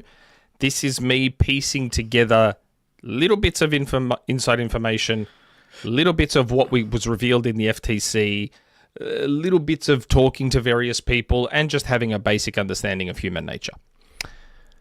What I suspect happened was Kotick was like, God, I can't be fucked anymore. Probably saw a little bit of the downturn of COD and ABK and thought, I might get out while the getting is good. Kotick is smart enough to know that there's probably only 5 companies in the world that can afford ABK, and only 2 or 3 of them would be interested in buying ABK. One of those happens to be a company he's had a close relationship with for a long time. So he probably sent Phil a sneaky text long before that acquisition was announced. Probably sent Phil a sneaky text and went, Phil, I'm out, bro. I can't be fucked. Do you reckon you guys would have any interest? And Phil was like, hold on a second. Phil would have seen stars in his eyes and went, this is it. This is how we win. This is like, if we get COD and get COD as an exclusive, it's fucking done. It's over. The dream of COD as an exclusive. So he probably sold a vision to Satya. He had to approve $70 billion, right? Fair. He probably sold a vision to Satya. And that vision was, hey, if we buy ABK, yeah, it's expensive, but we're going to have a mobile division and we're going to own Call of Duty, almost the biggest game on the planet. If we own Call of Duty and make it exclusive and all their content exclusive, people will have basically no choice but to buy an Xbox or get into Windows, which will result in more subs, more cloud infrastructure, because we're going to have to upscale the cloud infrastructure to handle all these people that are suddenly on Xbox, and blah, blah, blah, blah, and all these knock-on effects of buying ABK. And Satya's like, shit, that sounds good. Make it happen. Let's do it. Fuck it. Let's buy. And then the trial happened. And Satya had to go to court over video games. And all of a sudden, the dream that was sold disappeared before their eyes. And then Satya turned around and went, that vision you sold me, mate, is gone. I want my money back now. I don't care how you make it happen. Make it happen. Like, I just want to say, that's just a guess. That's just what I think. Other Seidel in the chat says the model that was first submitted to the board for approval did not have COD as an exclusive game. They were never going to make COD Nick doesn't believe things. We live in a post-Epstein. We live in a post-Epstein Files world. It's all a lie. I'm less hesitant to believe certain things these days. One of the guys in that sale was all over those files. I didn't. What was that? One of the main people in this sale was all over those files. Yeah. By the way, that wasn't me saying that's what happened, by the way. That's just me the dream saying what I think, like a speculation thing on what I think happened. But in the end, the point ultimately is Satya is who has the say on the direction. Asha is limited in her power. Yeah. So don't go too hard too quickly and expect miracles. I want to come back. I want to come back to a little bit. I know we've been circling around it and maybe making some little nudge, wink, wink commentary. But obviously, big congrats to Jez for the interview and to Xbox 2. Rand and Jez celebrated 400 episodes of their show, which is really, Did they have really Phil on? No. No. But although I was listening and Rand said, "Oh, we were going to have a special guest," but then it didn't happen. So I think they were angling for a very similar thing. Yeah, but that didn't make it happen to them. Yeah, we made it happen twice, baby. Because could have been 4 times. Could have been 4 times. times. This year was never going to happen. We found out this year was not a possibility. Yeah. No. We now know why. Yeah, we do now know why.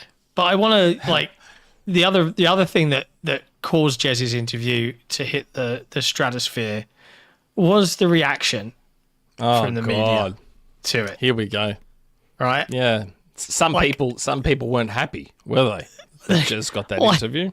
We've been dancing around it, but let's talk about it because it was. I'm trying to think how I can word this. Can I ask a question? You can, but can I word this first? Go.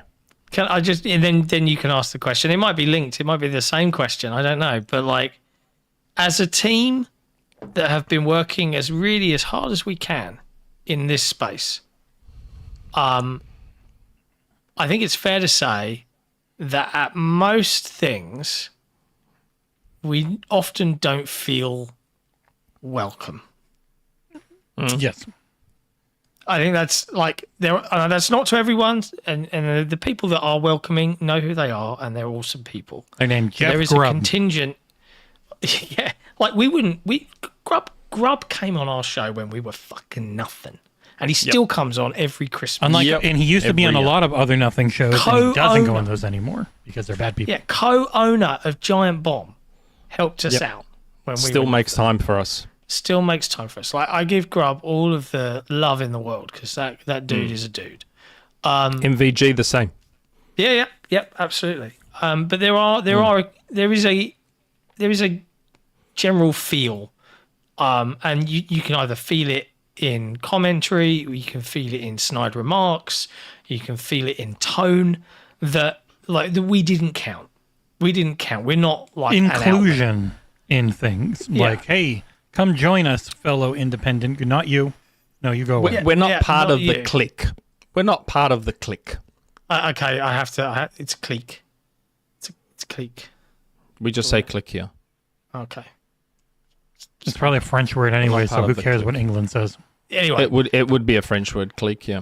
Yeah, but anyway, it bugs me. But anyway, what was your question? The question I have is: did Jez sleep with a bunch of people's partners? I don't know. I see so many people. I was expecting a really serious question. It's just that. I see so many people in the last week. I have seen so many people go at Jez completely and utterly unprovoked that I had to assume that he's done something to these people. So first we had Chris Avalone, whatever his name is. Avalone.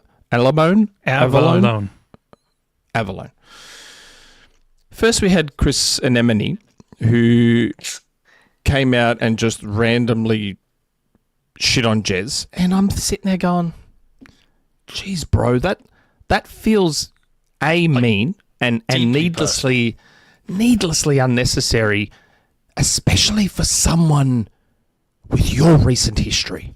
Yeah, with the accusations levied against you. Which I would have thought someone big time, but I would have thought someone who had such slanderous accusations, and often those accusations stick even when it's proven untrue. That's what sucks about those accusations. You'd think someone who had those accusations against them in recent times would be somewhat more humbled. Well, the weirdest thing, Nick, when Jez talked about, he's like, I don't know him. I don't think we've ever really interacted, so I don't, because part of it was saying Jez and I go way back, and it's like, Jez is like, no, we don't. We've never really interacted. I don't know him at all. I found that odd. That felt deeply personal to me. And I'm like, bro, I don't know if you're quite in the position to be acting that way. I don't know many people that would be, if anyone, to be that shitty. If people, if Jez wants to be a real asshole right now, he has a unique opportunity to be a real asshole and say something fucking mean and vicious. It's not really his style. Like, it's not. I'm just saying. That's why I said if Jez were an asshole, he's in a unique position to say something incredibly mean and spiteful to Chris and Emily if he wanted to.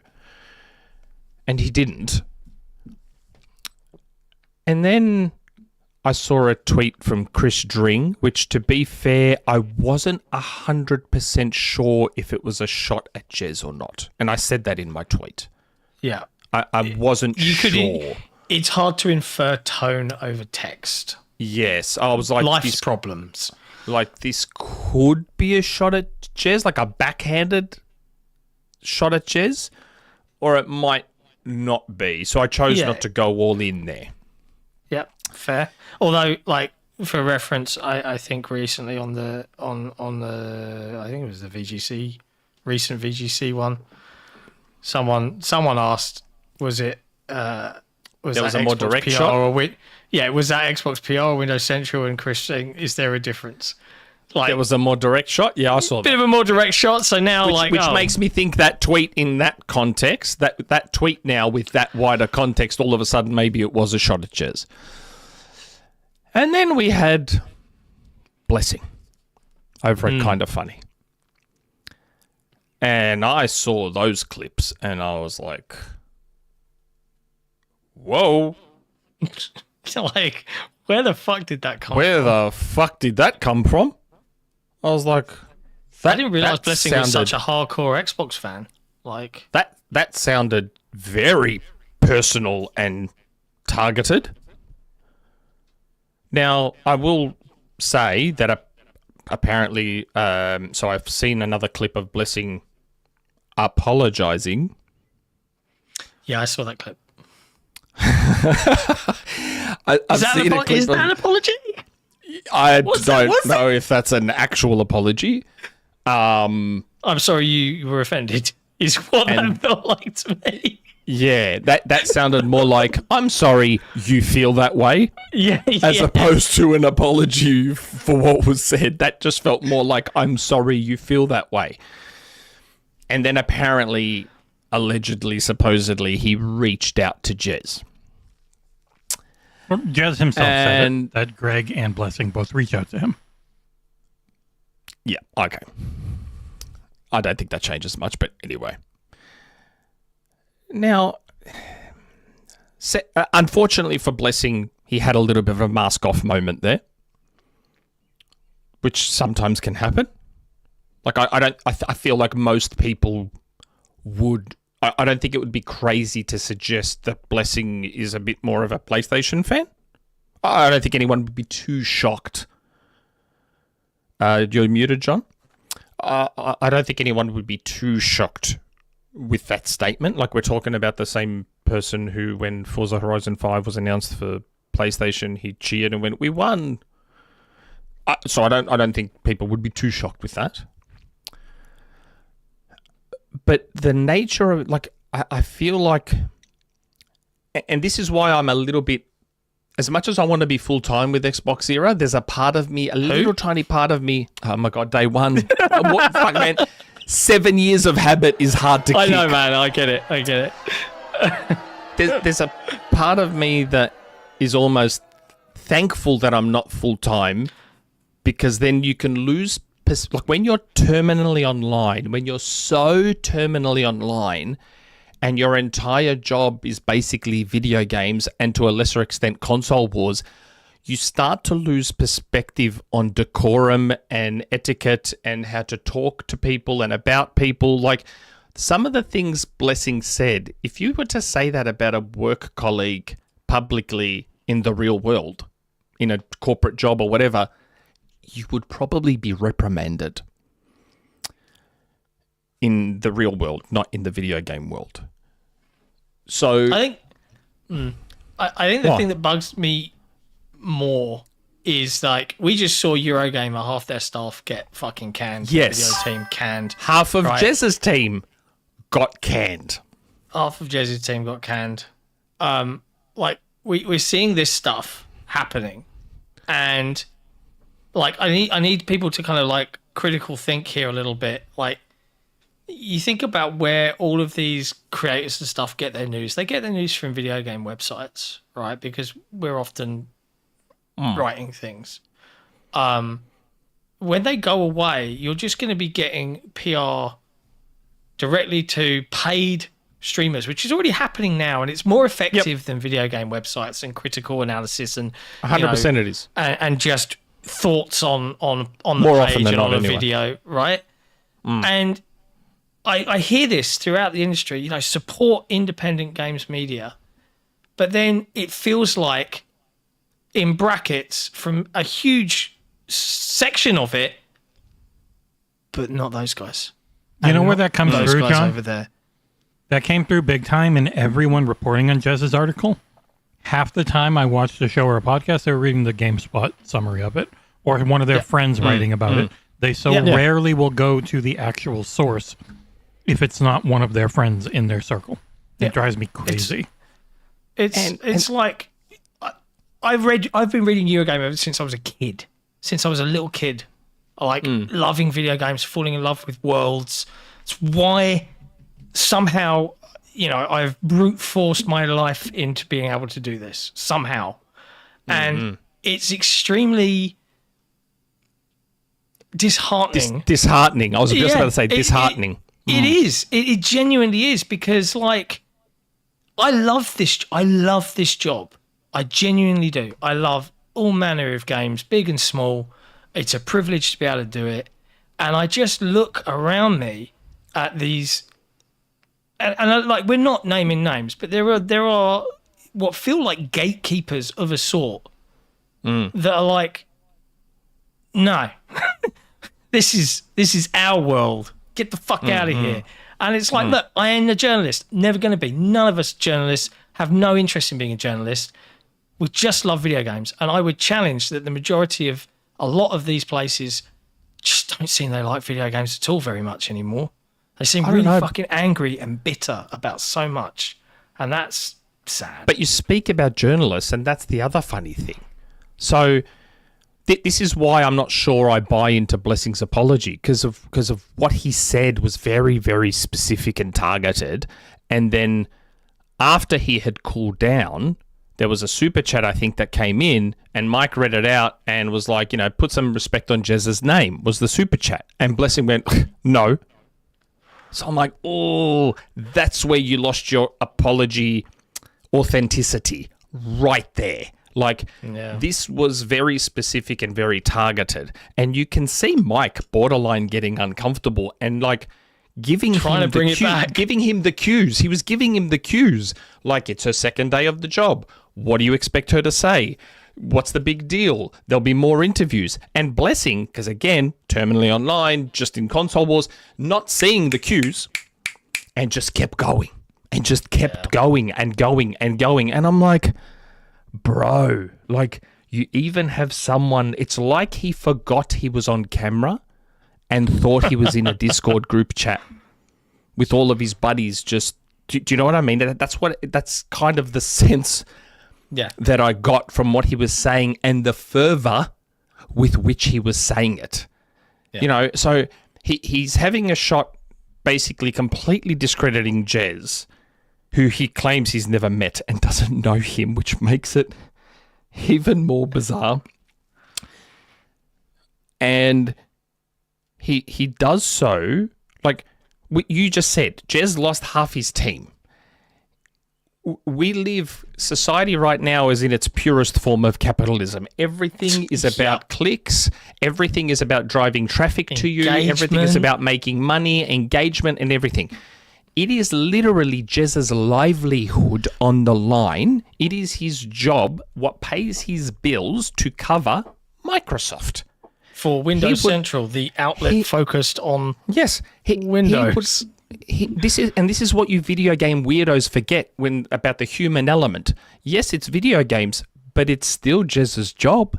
It's still what pays his bills. If some weirdo on the fucking internet said to you in your real world job, fuck you, don't do your job and go kill yourself, would you do it? Or would you continue to do your job so you can feed your family and pay your mortgage? You fucking moron.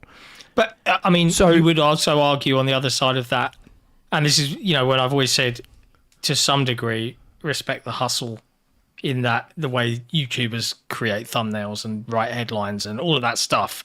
That's their job. I don't know. It is their job. If they're full-time YouTube, full-time YouTube, that is their job. And that's why you don't,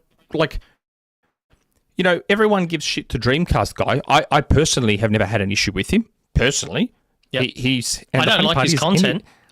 Anytime I've seen myself mentioned by him, it's always positive. So I've got nothing against the guy. My only issue with him is his name. That's the only part that offends me, because no Sega fanboy ever went to PlayStation. So I still don't understand the concept of his name and how he's Dreamcast guy. But that's a separate discussion. But those people and that segment of YouTube, and we were sort of a part of that for a while and still kind of in a weird way are, that is a specific space.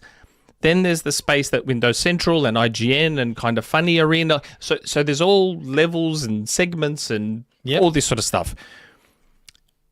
But in the end, Jez's livelihood depends on it. So, of course, he's going to try and get an interview with the brand new CEO of Xbox. Blessing's anger should have been directed... I mean, why he's angry, I don't know. It's just Blessing's serious business. Blessing's anger should have been directed at Microsoft. Now, in his quote-unquote apology, he said that. He said, I was angry at Microsoft. Again, don't know why you're angry, dude. It's just the new CEO of Xbox taking over. When you don't lose that decorum on how you talk about people and talk to people, all he had to say there was, hey, big shake-up at Xbox, and if you're going to give an interview... I don't like the fact that Asha was so naive that she just saw Windows Central in the title and just assumed that's the outlet we'll go to because they're probably shills for us. So do you see how that change of phrasing completely shifts from shitting on Jez to totally direct? You haven't even really said anything about Windows Central. Yeah. You've directed all your anger at Microsoft there. He may still think what he thinks about Jez, and he's completely entitled to. But just that shift of words completely shifts the what he says about her, about Jez. Yeah. And I just, man, he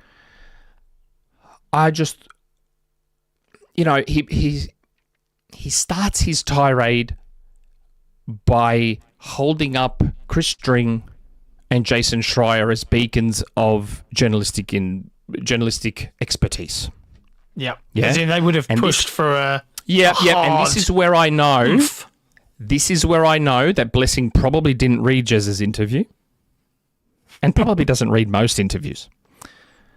So now let me preface this by saying I'm not for a moment having a shot at Chris String or Jason Schreier.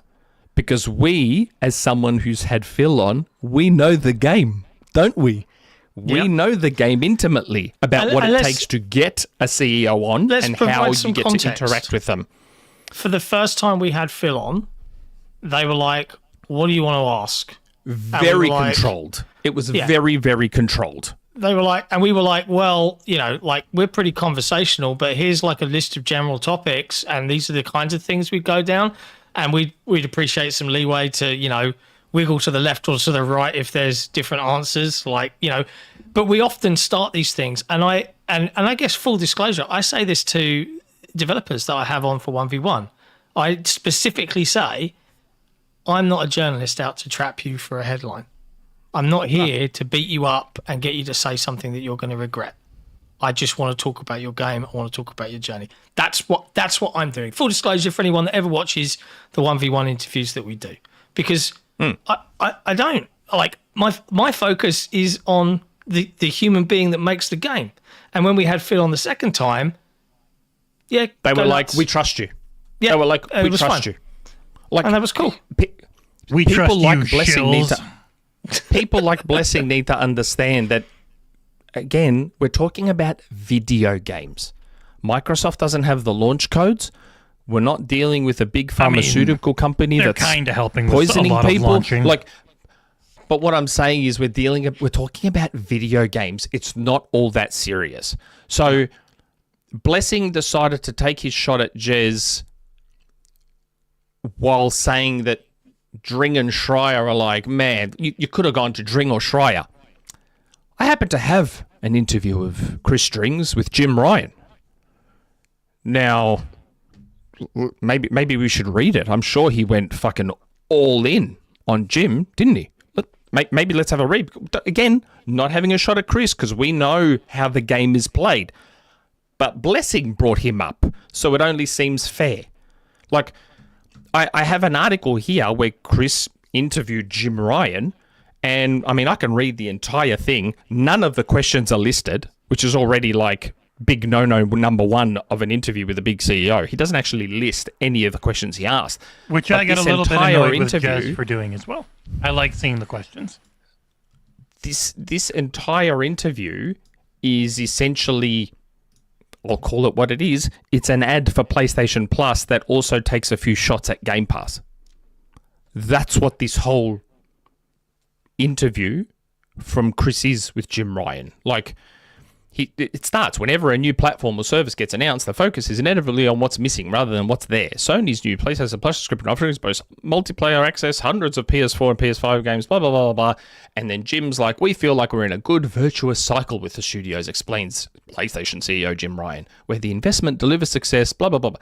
He continues, putting our own games into this service or any other. Like, the whole thing is literally a fluff piece for PlayStation Plus.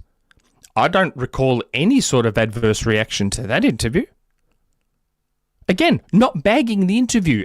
Please don't misunderstand. Because again, we know how the game is played, and we know that you can't just fucking drill a gaming CEO and think you're going to get that access again, because it doesn't work that way. That's just not the fucking reality. I mean, there's a couple of... Sorry, go on. What? No, I was going to say, Jason... What? You were going to say what? International latency. Let's go. What?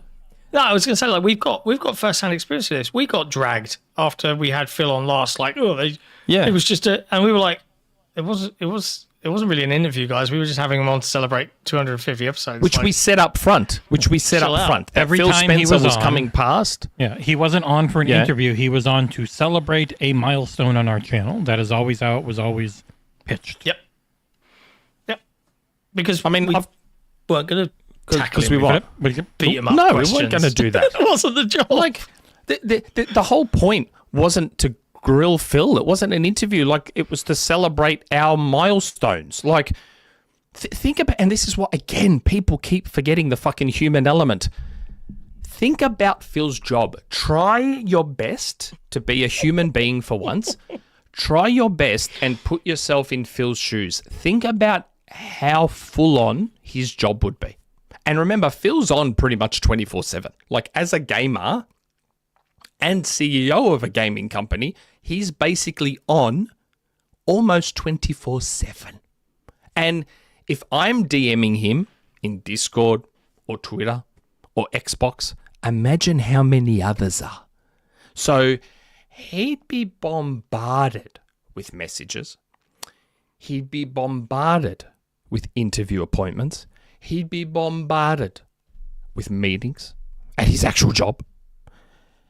Look, he'd be flying around the world. Look, just try and fathom the man's state with his job. Try and fathom it. So in my head, when I managed to get Phil on, which I was like, holy fuck, how did I do that? The last thing I wanted to do to this man was add more fucking pressure and more fucking stress. I just wanted the dude to be able to, like, fucking kick back and chill, man. Yeah, like we often were like, we just want you to just come out and hang out for the whole show and just chat video games, bro. Yeah. Like that was the goal. Like, leave the grilling and the interviews to the professionals. Like, we're not journalists. I just wanted Phil to be able to, like, relax for 5 minutes and not think, oh, God, what question am I going to have to fucking answer today? And, oh, God, what are they going to do? And what headline is this going to generate? And blah, blah. Like, the other thing that it calls to mind for me as well, and it's like, I get it from an entertainment perspective, and I would say that a lot of, like this show is not informative as much as it is entertainment, right? That we are there, we're having fun, we're chatting to you, we're hanging out with our community. It is entertainment in and of itself, right? That is what it's for. We try and be informative, we try and provide context and nuance, but it is fun. And when I watched, when was it? Ninja Theory, head of Ninja Theory, I think Dom, I can't remember his surname, jumped on Kind of Funny to talk about Hellblade 2. And it was just after studio closures. Dom Matthews. Dom Matthews, thank you. And I think it was, Kind of Funny ambushed him with a, so, I can't remember it was bad. Something like what are you going to do if Microsoft or when Microsoft shuts you down? Something like that. The studios had just been closed, I think it was. Yeah. Like Tango and the others. It was a question around them. For a guy that has nothing to do with those studios and is just there to show you his game. And you could see this guy was like so fucking uncomfortable. Great entertainment, I'm sure, for people that perhaps enjoy seeing someone sweat, but he's not a CEO. He didn't make this call. I mean, like, I watched that and I'm like, why did you ask that guy that question? Like, what did you expect him to say? Yes, please, my employer is shit. I don't want this job. Please fire me. Like, what the fuck do you expect the guy to say? And that's the other stupidity of these reactions, like blessings. Like, these people are generally expertly PR trained. Yep. More often than not. Phil was masters, expertly trained. They are masters of dodging questions and answering questions by not answering questions. That is what they are good at. All CEOs, pretty much. That is what they are good at. So I'm not understanding what kind of questions you're expecting. I read Jez's questions. And the funny part is, I even had some place that, like... And I'm loath to name names in a lot of cases, but like even that dude, he started following me and I saw a tweet of his that came up on my For You, that Reforge Gaming guy. I think he's a little more pro PlayStation. Even he saw Blessing's reaction and goes, I read Jez's interview. It was a pretty good interview. I'm not sure what this dude was expecting. Like anyone reasonable would have read Jez's interview. Like, to me, the first question I reckon anyone would have asked, Schreier, Dring, fucking anyone would have asked is, what the hell does Return of Xbox mean? That was my first thought. And that was the first question Jez asked. And the thing with that question is that you are hoping for, like, because you could ask it like this. What does Return to Xbox mean? Are you suggesting it's gone away and needs to come back? You could frame it like that. But to just say, what does Return of Xbox mean? You're allowing the person being interviewed to find their way to an answer that they can say out loud, right? But forcing them into saying something that they can't say out loud is just going to result in, well, one, they won't answer the question. They won't answer it at all. And two, you'll probably never chat with them again. So and this is my opinion. Again, I'm not a journalist, but I think that there's an art to interviewing, and I don't think I'm particularly good at it. I put too many words in my questions, and when I go to edit and make my written version, I end up deleting like 2 paragraphs of all the shit I've said in my lead up to the question because I've waffled for so long. But like, there is an art to giving them the opportunity to say what they want to say and answer what you want them to say or what you want to find out without pushing them into that avenue. I'm trying to say that in the right way. I know what you're saying. Way. We did it the second time we had Phil on, and this is the true masters of interviews will make the interviewee feel comfortable enough where they're just going to volunteer information without realizing it.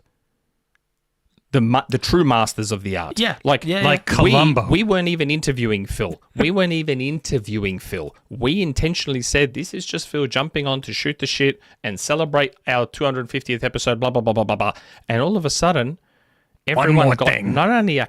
Not only did everyone get a headline back then, they've since had another headline 6 months... when Everwild was shut down. Thank you. Yeah. We said nothing, and Phil just talked about Everwild, and all of our eyes went, oh? What?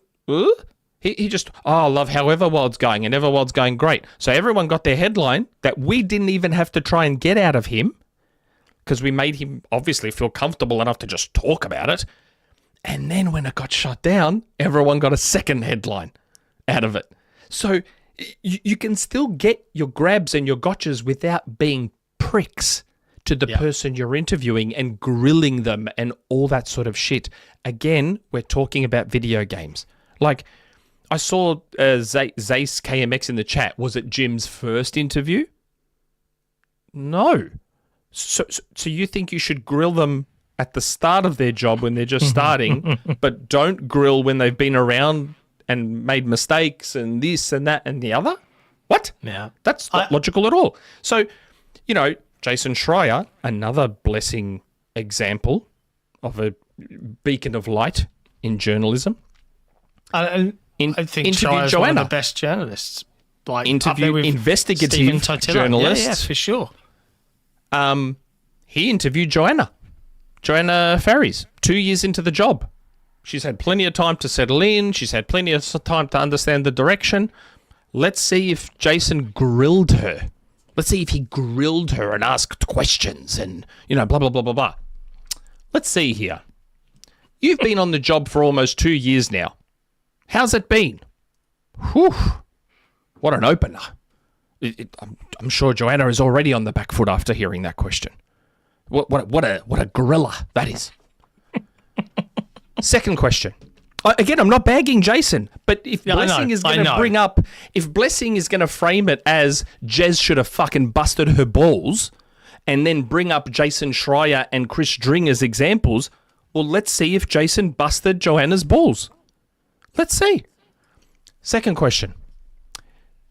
What is the change you've made that you're most proud of? Whew. Joanna must have PTSD. No. She must have PTSD from that question. My God, she must be so uncomfortable after that. The follow-up. Can you be a little more specific? What do you do to create that? Because, you know, Blessing was talking about follow-up. Like, I read this whole interview. Most of the follow-up was, are you sure? Yes. Are you sure you're sure? Yes.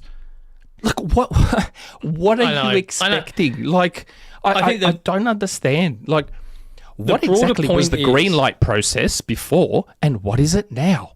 Oh, man, he's gone all in on her. I think the point that you're making is that there's an art to interviewing. I certainly don't, and I don't think any of us would proclaim to be the masters I'd be terrible at it. I would be terrible at it, but I also wouldn't go and shit on someone else so publicly like that. Yeah, and I think if anything, the reason that perhaps all three of us, maybe not Jesse, he's very quiet this episode, but Nick's I'm just letting Nick go. Letting Nick flow, letting him flow. I've got more. You keep stopping me. I've got more. But like, no, the point I want to make is that I think one of the reasons we're probably fairly passionate about seeing that reaction is that, again, and I mentioned this earlier in the show, there is a general feeling of lack of acceptance or inclusion from our peers in this space, despite the very hard work that we've made and done over the last 7 years. It's just fair game to shit on Jez. There's that group of people. That's what I don't get. Yeah, it is perfectly fine for them as people who are harassed, and it's not cool, and they know there's tons of harassment, and yet this group of people just feels perfectly entitled to absolutely shit on him all the time. Again, please don't misunderstand the clippers, which they're going to clip me out of context anyway. This is not me shitting on Jason Schreier's interview or Chris String's interview, because I know the game. And they're open-ended questions to let people say stuff. And I know that Schreier isn't going to fucking bust her balls. He's not going to do that. He's not an idiot. He's not going to bust her balls. And the funny part is, Jason Schreier is in a unique position, compared to other video game journalists because he works for a real news outlet. He works for Bloomberg. They are a real, genuine, global world news outlet. So if anyone could actually have the backing and the safety to go all in on a gaming CEO, it's Jason. Because they're not going to blacklist Bloomberg, are they? Yeah, they'll blacklist the games industry biz, Games Beat. Honestly, Jez has been blacklisted by Obsidian over leaks and stuff. Like it's no, I know, but what I'm saying is people treat it like he's this mouthpiece for Xbox as a whole, and it's like no, that's not how it works. I know, but that's what I'm saying. Like Jason is in a position to be able to grill and bust balls, and even he's smart enough not to. Yet Blessing is like, oh, Jason Schreier. What questions do you think Jason Schreier would have asked the new CEO on her second day on the job that are hugely different to what Jez asked? What do you reckon he would have asked? Look at the questions he's asking Joanna 2 years into the job. How different, how much more involved do you think they would have been for Asha on her second day?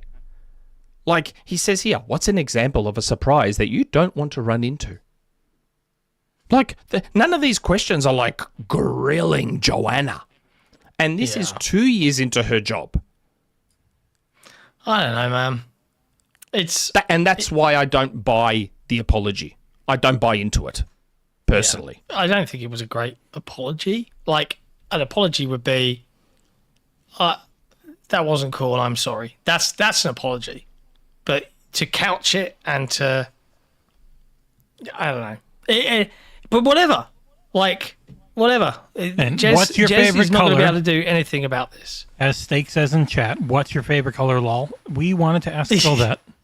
That's what I was going to ask Phil on episode 300. You guys think I'm joking. Mm-hmm. I was going to fucking ask Phil the shittiest, softest, most nothing questions on earth just to piss all of you off. I had them all lined up. What's your favorite color? And the funny thing was... How do you take your coffee? What's your favorite movie? I had the most nothing fucking questions lined up that you would not believe. And the funny thing was as well, we were even going to plan to have, you know, like the Who Wants to Be a Millionaire, and the spotlight go over and have the heartbeat. So we make it seem really serious, like we were about to grill him, but then just be like, do you like clouds? Like, do you know how excited I was that we got Phil to take part in a fucking stupid game show? Yeah, you loved it. Like, you know, everyone said that you went soft. All these terminally online weirdos that are like, you went soft, this, that, the other. It's like, do you even understand the concept? Like, when I talk to normal people that aren't gamers and fucking terminally online, and they find out that on my little podcast I had the CEO of Xbox, they're like, what the fuck? Yeah. They're like, what? One of the board members at Microsoft. They're like, you got the CEO of Xbox, like a VP at Microsoft on your little show. I was like, yeah. They're like, what? Yeah. It's like to normal. That's a big deal. So the last it thing was for our little channel. Yeah. The last thing that's in our minds is, okay, there's some weirdos online and they want us to fucking go all in on Phil. Here's the plan. We're going to fucking ask him when he's going to quit, why he's such a loser, why is Xbox in the fucking gutter. Like, let's just fucking go after him, because then that means that everyone will think online that we have integrity, and then we'll obviously be able to get Phil on again after we've done that to him. What was the joke question? Phil, Xbox has got the momentum of a runaway freight train. Xbox has the momentum of a runaway freight train. How do you stay so humble amid all this success? I would have loved to see his reaction to that. It's just, I don't know, man. Like, it's just a shame, and I think people need to give Jez a lot more credit. Yeah, he started off as just a blogger, you know, but he has earned. And for everyone that calls Jez an Xbox shill, I'm sorry. Like, someone else in the chat mentioned it. I think it was Gentle Stone, so I'm going to give them credit. I think it was them. He coined the term micro slop, right? Yeah. Like, he rips Microsoft apart, but he also considers himself in a position of privilege for the community that he feels he is there to represent, which is Xbox players. And I get it that the rest of the industry, you're like, what are those? Well, there's a few of them, and they value what Jez brings to the table. And I think he did great work. And I think it's just a shame to see, and I know a lot of people call this YouTube drama or creator drama, whatever. It should be decent human beings. It'd be nice, I think. Like, we'll be just good to each other and respect each other's work. And I think that's okay. We can all do that. A little bit. Well, there's some. I didn't even think of that. There's some good questions in the chat for Phil for next time we get him on. Gentle Stone, toilet paper over or under? Ooh. Over. Dinero Primero Designs. Phil, what leg do you put your pants on first? Oh, I like these questions. I want to know that question. Mental note on all these questions for Phil when he comes on next. Because I messaged him and I said, I reached out and said, we'd like to still get you on again as a normal person, as a regular person. And he was like, sounds fun. I was like, yeah, like a full-on hour-and-a-half show with Phil. That'd be great. Live. Let's get him on live for the whole entire show. Game shows and everything. But the thing is as well, don't get me wrong, would I love to have a proper sit-down conversation for like a full hour, no ridiculous, you've got 15-minute time limit, and just like go wherever the conversation takes us and ask harder questions, like ones that normally don't get asked? Yeah, I'd love to do that. I would love to do that. I think any interviewer would love the opportunity to do that. But you got to play with what you can get, I think, to a degree. But a lot of the spiciest is going to be held for someone's book. Yeah, absolutely. Someone hold on to that shit. A tip and a couple of super chats. They're all in the private chat. Let's go. Was it a couple of super chats? TheCucumbo with a tip and then 2 super chats. Captain Logan there's a lot here. In terms of the super chats that I can see, there's Cody Bishop again. I also recommend Jez's latest Chat GPT / Department of War article. Yeah, about the AI. Like, hey, yeah, we're gonna just support you now. We should always nuke everything. Is one thing AI keeps saying. Captain Logan, love you guys. Thanks for calling this out as well. No worries, Captain Logan. Trust me, man. Like, the blessing apologies blunted my sword somewhat. Because I was ready to go far worse. Cody Bishop, I think Blessing was jealous he didn't get a scoop. I don't know. I don't know if he was jealous of Jez Gurden. It's more... I don't know. I just think... I don't know if he was jealous... But I think he obviously, from his comments, because they were so specifically aimed at Jez, this feels more personal. Well, and I don't even know that jealousy it's per se. I don't even know that it's always their opinion. It's the group think opinion on Jez. There is a very obvious, he is not one of us. He is a fanboy. He is a shill. You shouldn't like him. That has permeated throughout a lot of people in gaming media. Whether they have ever read any of his work or not. That is just the internal feelings. Yeah. And I wouldn't surprise me to see us spoken about in the same tarred should be brush. him. I'm already one of the worst people ever, according to Don Johnson. Yeah. I remember the full name, Don Johnson. He's made like 90 alts to say he hates me. But you know who doesn't hate us is TheCucumbo with a $10 tip. John, Nick, Jesse, Rand and Jez, along with the PlayDay.One staff, have shown a moral backbone and unwillingness to follow the easy industry narratives for an easy paycheck. I'm not privy to other podcast drama, but that will always have my respect. Thanks, mate. Appreciate you. I don't know.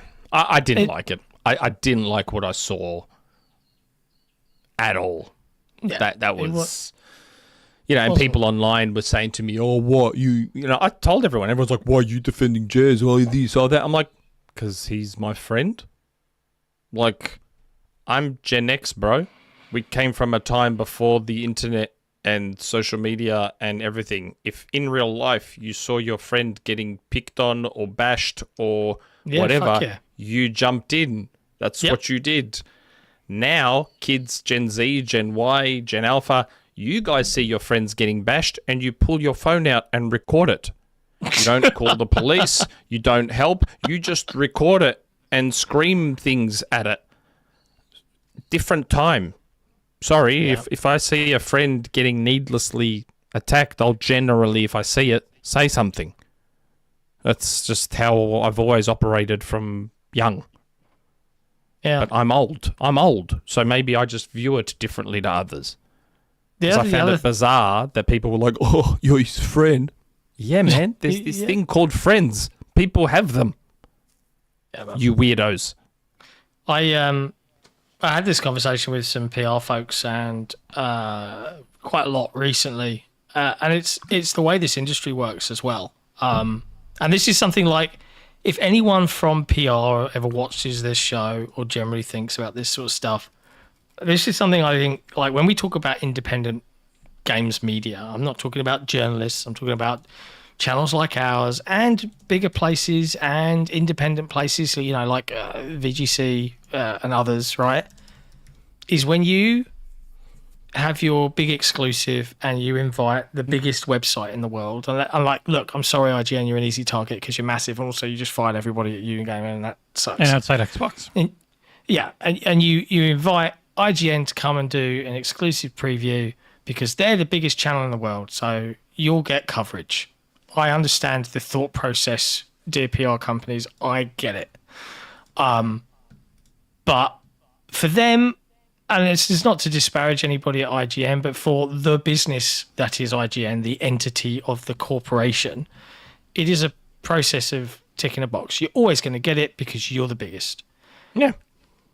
And if you were to, like, as an example, if, Microsoft were to come with us and be like, hey, John, you're in the UK, come and visit the lads at Playground Games, interviews, exclusive first ever preview of Fable. As an example, right? If we could do that, one, we would throw our hearts and souls into making it the fucking best preview in terms of like learning about the game, asking really cool questions, putting cool footage and videos together for the community of people that would be interested in it. And we would throw our hearts and souls into it because we really love video games and this is our passion project and we've brought this to life. And it would come out and IGN would cover it anyway. And you get exactly the same coverage. But the difference is that for that one independent outlet, you've completely changed their month or quarter or possibly their entire site for a period of time. And I want more big companies that have that power to bring about change to start bringing about change. Because when we talk about independent games media is going to die, it very much is on the ropes, right? Games media in general is on the ropes, and eventually you're just going to be left with Ziff Davis and maybe Future and a couple of others, and that's it.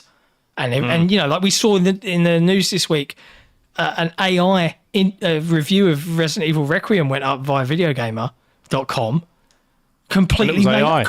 Completely made up. Even the author was an image saved a week after they fired everyone and said we're going full AI. Right?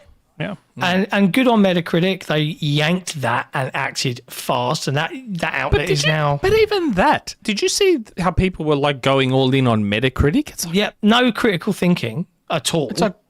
It's like number one, when Video Gamer joined Metacritic was well before they did this. Yep. Metacritic, like people don't understand, Metacritic is pretty much literally one dude. It's basically one guy, isn't it? Yeah, it's all I think one or two. Well. Yeah. Yeah. Like it's fully manual. They don't sit there and read the hundreds and hundreds and hundreds and hundreds and hundreds of reviews. Like from top to bottom. Yeah. Like they'll just grab the bottom paragraph because, hey, we've already vetted this site. But that site was sold and now it's owned by an AI company. Fuck. Like, it's like the people that were shitting all over Ursul's review of Final Fantasy VII Remake based on the excerpt that Metacritic took out. They're like, oh, didn't you see what he said? It's just a bit. I'm like, that's just the small excerpt Metacritic chose. We didn't, like on OpenCritic, we choose the excerpt. Metacritic, they choose it. So you've taken that one tiny little excerpt and you think it's reflective of the entire review. Like, it staggers me that people are that dumb. Staggers me. It doesn't me. I'm so used to it by now. But that's the point I want to make, is that there is an opportunity to breathe life back into games coverage in beyond just, hey, we'll pay this streamer an exorbitant amount of money to stream the game and pretend they like it for X period of time and then hope that brings us sales. Like, there is a huge amount of passion in a number of these sites that started off as fan sites, as so many of people in this IGN was a Nintendo 64 site. It was a Nintendo 64 fan site. That is what IGN was. Exactly. Most people aren't even old enough to know that. They were called IGN 64. Actually, no. Was that their original name? There might have even been a name before that. I can't remember. I think you were right, though. I think it was IGN64.com. Yeah, I think so. I'd have to double check that. But yeah, that was IGN's origin story. They were a Nintendo 64 fan site. I think it was a group. Like, they had sites for each. Like, the Imagine Games Network came from N64.com, which was later renamed IGN64.com, PSX Power, Saturn World, and NextGeneration.com, and Ultra Game Players Online. So it was like this confluence of all these different websites into the Imagine Games Network. Right, but yes, they're doing that, and give mad props to, and that blows my mind as well when we think about these independently owned outlets and how we should all be fucking rooting for each other and lifting each other up. Right, but look at Insider Gaming. They announced a new showcase. I don't know if you saw this, Nick. A new showcase for developers that need funding in an industry that's struggling, and they're putting on a show for free using their budget and their time and their money and their expertise to showcase a whole heap of games that either are, in development but need funding, or concept and need someone to believe in the dream, and then they're trying to connect all of those developers to publishers to try and pick those projects up, and they're doing it all for free. And I look at that and I'm like, that's fucking awesome. Like, we need more of that in this industry. I didn't see it on any of the big sites because fuck those guys. Do you know what I mean? It blows my mind. I mean, I get it with Tom. Are we in this for the developers or not? Are we for devs or are we against them? Like, pick a lane. The thing it's mainly, it's you're for devs when you know them and they're friends, especially. It's always about the friend group. And it's man, there's so many examples I can pull out of my ass that are that don't make sense. That we're for the developers. Redfall comes out, gets shat on to a degree that it's not a 3 or a 4 out of 10 game. It's average. Like, I know Jesse was a bit more positive. He played it a lot more. It's like a 6.5 or a 7.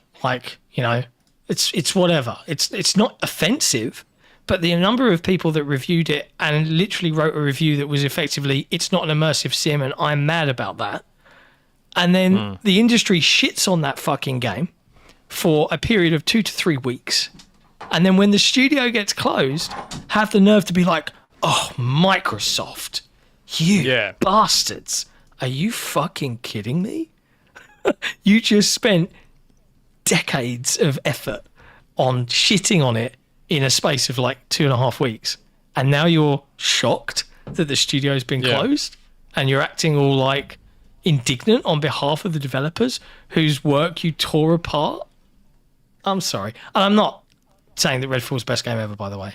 As much as people would be like, you reviewed it. It had a lot of 2s and 3s and 4s, which I don't know, man. Again, that's why when I review, I do my best. I don't know if I always succeed, but I do my best not to just shit on a game I don't like. Yeah, give some feedback. Shit on an aspect of a game I don't like, because again, in the end, most of us were gamers first. I'm not a journalist. I'm not even a reviewer. Like, holy shit. I'm not even a reviewer. On. Sorry, Nick. I'm not the highest. Okay. Zeiss KMX, right? I'm not defending Redfall. Like, this is the thing. This reminds me of that tweet where someone says, but what needs defending? I don't like bagels, and they're like, oh, what have you got against pancakes? It's like, well, that's a whole different sentence. I can't remember the exact thing. But like, I mean, he's just been arguing with people for like half I know, an hour but like, I need to chat. call this out. I'm not defending Redfall. It wasn't a great game. It was just average. But it wasn't a broken fucking disaster 3 out of 10. It just wasn't. And that's my objective opinion. I paid for Oreo for the $1 from good old Collingwood. I didn't say it was the media's fault that the studio got closed. I didn't say that. I said the media was quite happy to shit on it for 2 weeks for their engagement, their profit, and then act, when the studio got closed and get mad at the company that owns the studio. Mm-hmm. There's a bit of a logic gap there. There's a difference there. Like, I'm not defending it. Jesus Christ. Nuance and context. But what needs defending? People have their opinions on a video game. So what needs defending? They're all defending? like ourselves. Nothing needs defending. It's just a video game. But go back. The beauty of timestamping the way I do is that it's very easy to go back and see the stuff we've said about stuff, because I timestamp so OCD diligently in nature. Do you remember when that IGN gameplay came out? Because they got to preview Redfall, and everyone was like bagging the IGN staff member who was playing, and I said, something doesn't look right about this game. Yeah, I remember that. Everyone was bagging the IGN guy playing it. I wasn't. I was like, something looks off about this game. Something about the movement, something about the things that I'm seeing. My 40 years of fucking video game eyes, I'm like, something's not quite right about this game. And then lo and behold, we got what we got. But in the end, that's just an opinion on a video game. Like, there's games Jesse loves that I don't. There's games I love Jesse doesn't. There's games we both love. There's games we both hate. So you're never going to completely align with everyone on every game. That's just not how the world works. Yeah. So this idea that people are defending Redfall, no, but Jesse should defend his opinion on Redfall, because that's his fucking opinion on Redfall. And I've said this before as well, like, and we've talked about this so much, like, but like, you played it, Jess, full co-op throughout and single player on your own, in the way that the developers intended. I never got any criticism. Dare you? I never got any critiques based on the context of the article. It was just a score. Yeah. I'm not going to talk to anyone about this score, but this article was over 3,000 words. Like, it's a really long article that goes deep into exactly how I felt. Like, if you have any questions, it's just there. Why did I like it? Why did I enjoy it so much? Why did it go from a 7 to an 8.5 from the first to the second area? Because the second area is a lot better, which most of you didn't play. But also, like, this is a very long review. And outside of the pros and cons, no one ever talks to me about the context of reviews. It's like the Wu-Chang thing. I get the Gooner approved people that get all mad, but it's like, you didn't read the other part that made it a 9.7. But like, even when it comes to bad video games, do people think that developers go out of their way to make bad video games? No. Like, it's weird. The way I see people go all in on quote-unquote bad games, it's strange. It's like... It is. It's like a form... It's almost like a form of bullying, the way they go all in on a video game. It's like... I don't think anyone actually goes out of their way to make a bad video game. Like, by all reports... There are studios that are trying to just make a quick buck, but for the people that are doing it for passion, which is most of them, I don't think so. I'm not talking about... No, yeah. I mean, there's obviously a segment where there's more, not sinister, but like... I don't think sinister or nefarious are the right words to use, but there's those mills that like churn out like the hentai games on Switch and all that's a little bit different. I'm talking about anyway, but you get my point. Nope, you get my point. We get you. From all reports from all the devs we've spoken to and interviewed, games are incredibly difficult to make. Incredibly difficult. It's hard to make a human. Babies just want to die. I feel like I just wonder how people just lose sight of that human element in all of this. Because they're just online. I think they're only online. You don't see people. If it was in person, it wouldn't be that. Yeah. I've never had anybody be rude to me to my face. Right? But the amount of shit that I've read people say about me online is like, yeah, okay. And like, there is it's the anonymity of the keyboard, right? Like, I'm behind this monitor. It's not real, ergo it doesn't matter. But that's a whole other conversation. I think, it's just like, even in this conversation where we obviously all feel various degrees of passionately about different segments of the topic, right? But we've not once gone, this person is a piece of shit. Do you know what I mean? Like, we've kept it. We've kept it. We can talk about the industry, and we can talk about trends, and we can talk about like different topics without being dicks about it. I think is the best way to approach being things. The exact opposite of a dick once again is Kevin S. with the $50 tip. Man, luckily I'm not a game reviewer. I would have given Crackdown 3 a 10, 5 out of 10 gameplay, 7 out of 10 graphics, 0 out of 10 game time or dev time, but 10 out of 10 because I loved it anyways. Yeah. Kevin, who would you like to have the bean? You can let us know. We'll find out. Yeah. We'll find out. I'm keen to keep things moving at a fair clip. You're very tired because you've been up all day. I was up at 7 working on stuff. I have literally been on this chair since 7 a.m. apart from like a 2-hour break to have dinner and see my kids. Bless them. A couple of topics I want to talk about, which is tentatively linked to some of the topics that Asha spoke about and the comments she made in the interview with Jez, and Jason Schreier's recent kind of rumor rumblings that have been backed up by other industry insiders like Nate the Hate about PlayStation phasing out or backing away from PC ports of their AAA single player behemoths. Now, the first part is there's lots of people talking about Xbox going back to exclusives, and I wanted to just broach that topic with everyone here. As Nick eats a bean. Nick's eating a bean. Nick needs some sugar from one Kevin. Yeah, you lucky boy. No, I've got a Pepsi Max because I'm boiling. I am boiling here. I've got my wife to turn the aircon on because I am so hot. You need the sugar from a sweet bean. It's also a very high temperature up here. Now. It's bean time. He's picking a bean. Oh, you're such a jammy git. Even if it's bad, it's only toothpaste. Even if it's bad, it's good. Son of a bitch. Yeah, so like, what do you think? Do you think that exclusives are going to come back for Xbox? Do you think they're going to reverse course on all of this stuff? I'd love them to, but why? No. It doesn't change anything. Yeah. Well, I don't think so. It does. So, since we're on that topic, because I thought we were going to get off this topic, but since we're on that topic, so Asha goes, yep, return to Xbox, return to the roots, focus on the console, blah, blah, blah. Yep.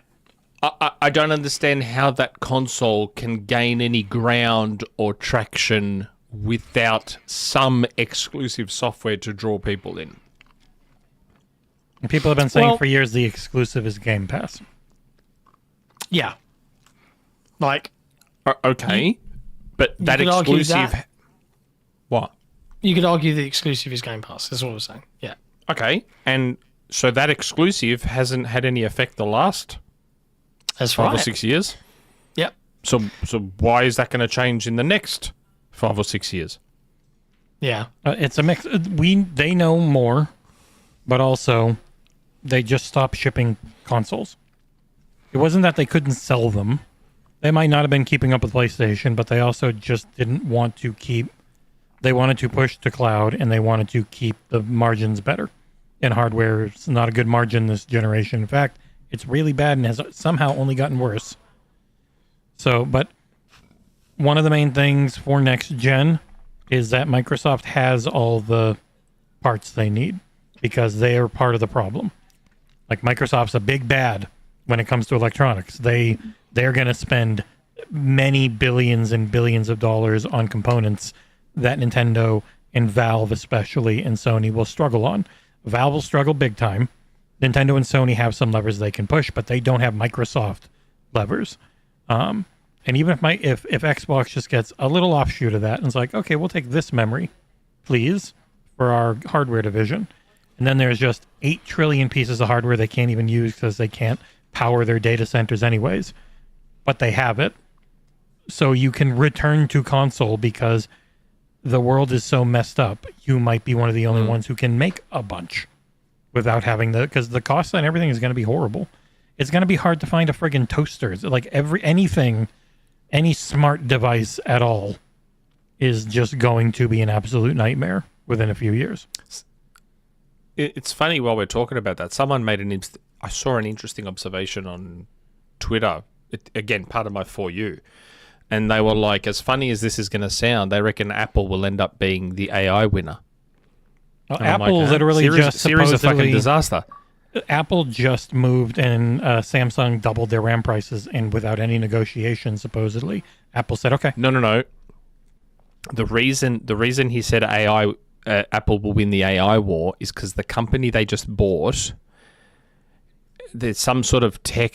Again, please don't quote me because I'm not smart enough about this stuff to know. But he basically explained how Apple's AI going forward will be able to run on effectively a smart device. It doesn't need data centers. It doesn't need all of that. It will all be local on your device.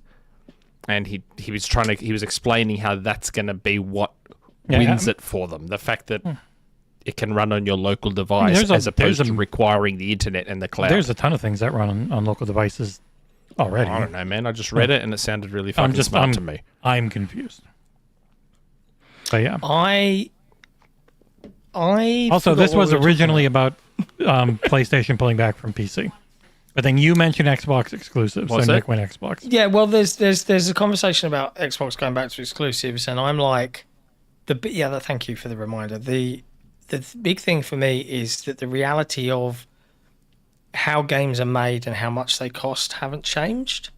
So if you're Microsoft and you say, we're going to go back to exclusives apart from where we can't, like things like COD, where the regulators will come after us for killing PlayStation or whatever they were scared about. If we do that, and we spend $200 million and make Fable, and now we're going to cancel the PS5 version and we're going to just release it on Xbox, and then it doesn't sell enough to recoup its costs because there's less of an install base because we fucked everything up for the last 6 years by not selling any hardware, and then that studio gets closed, and then round and round we go again.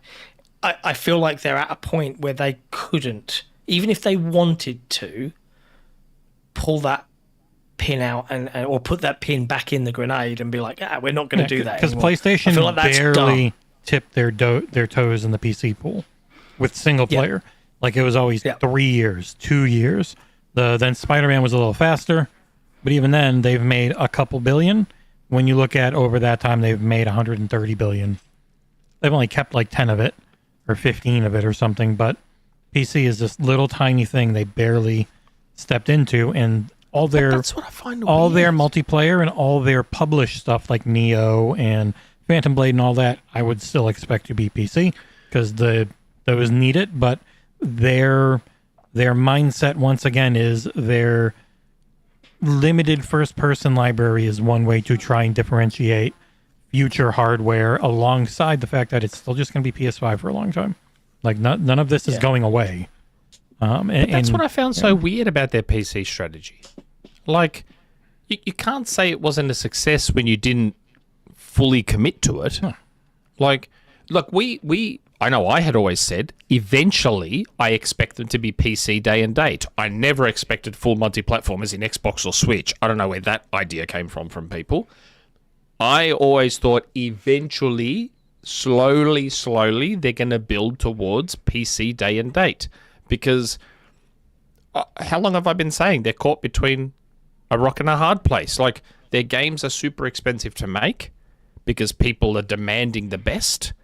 So unless they're going to decide to scale back their games, which is what we talked about last week, unless they're going to decide to not chase realism and AAA, quadruple A production, it seems weird to pull back on PC releases because now you're going to be stuck with the old problem of ultra expensive games that aren't really making the return because they're not quite selling enough copies to justify that cost.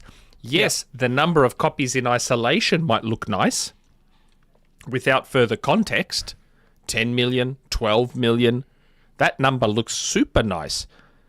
Days Gone was reportedly 8 million, and apparently that wasn't enough. Yeah.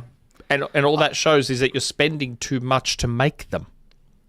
When 8 million copies, it's like Square. Remember Square's stupid requirements for all their games? Yeah, it's the scope issue. Like, even when it should be successful, you spent so much on it. It's the thing. Beyond Good and Evil could sell 200 million copies now and barely make its money back. Forget it now. Yeah. That game has no chance of success, which is why I'm shocked they're still forging ahead with it. Yeah, it's bizarre. Like, that game, for Beyond Good and Evil 2, which I received another video on.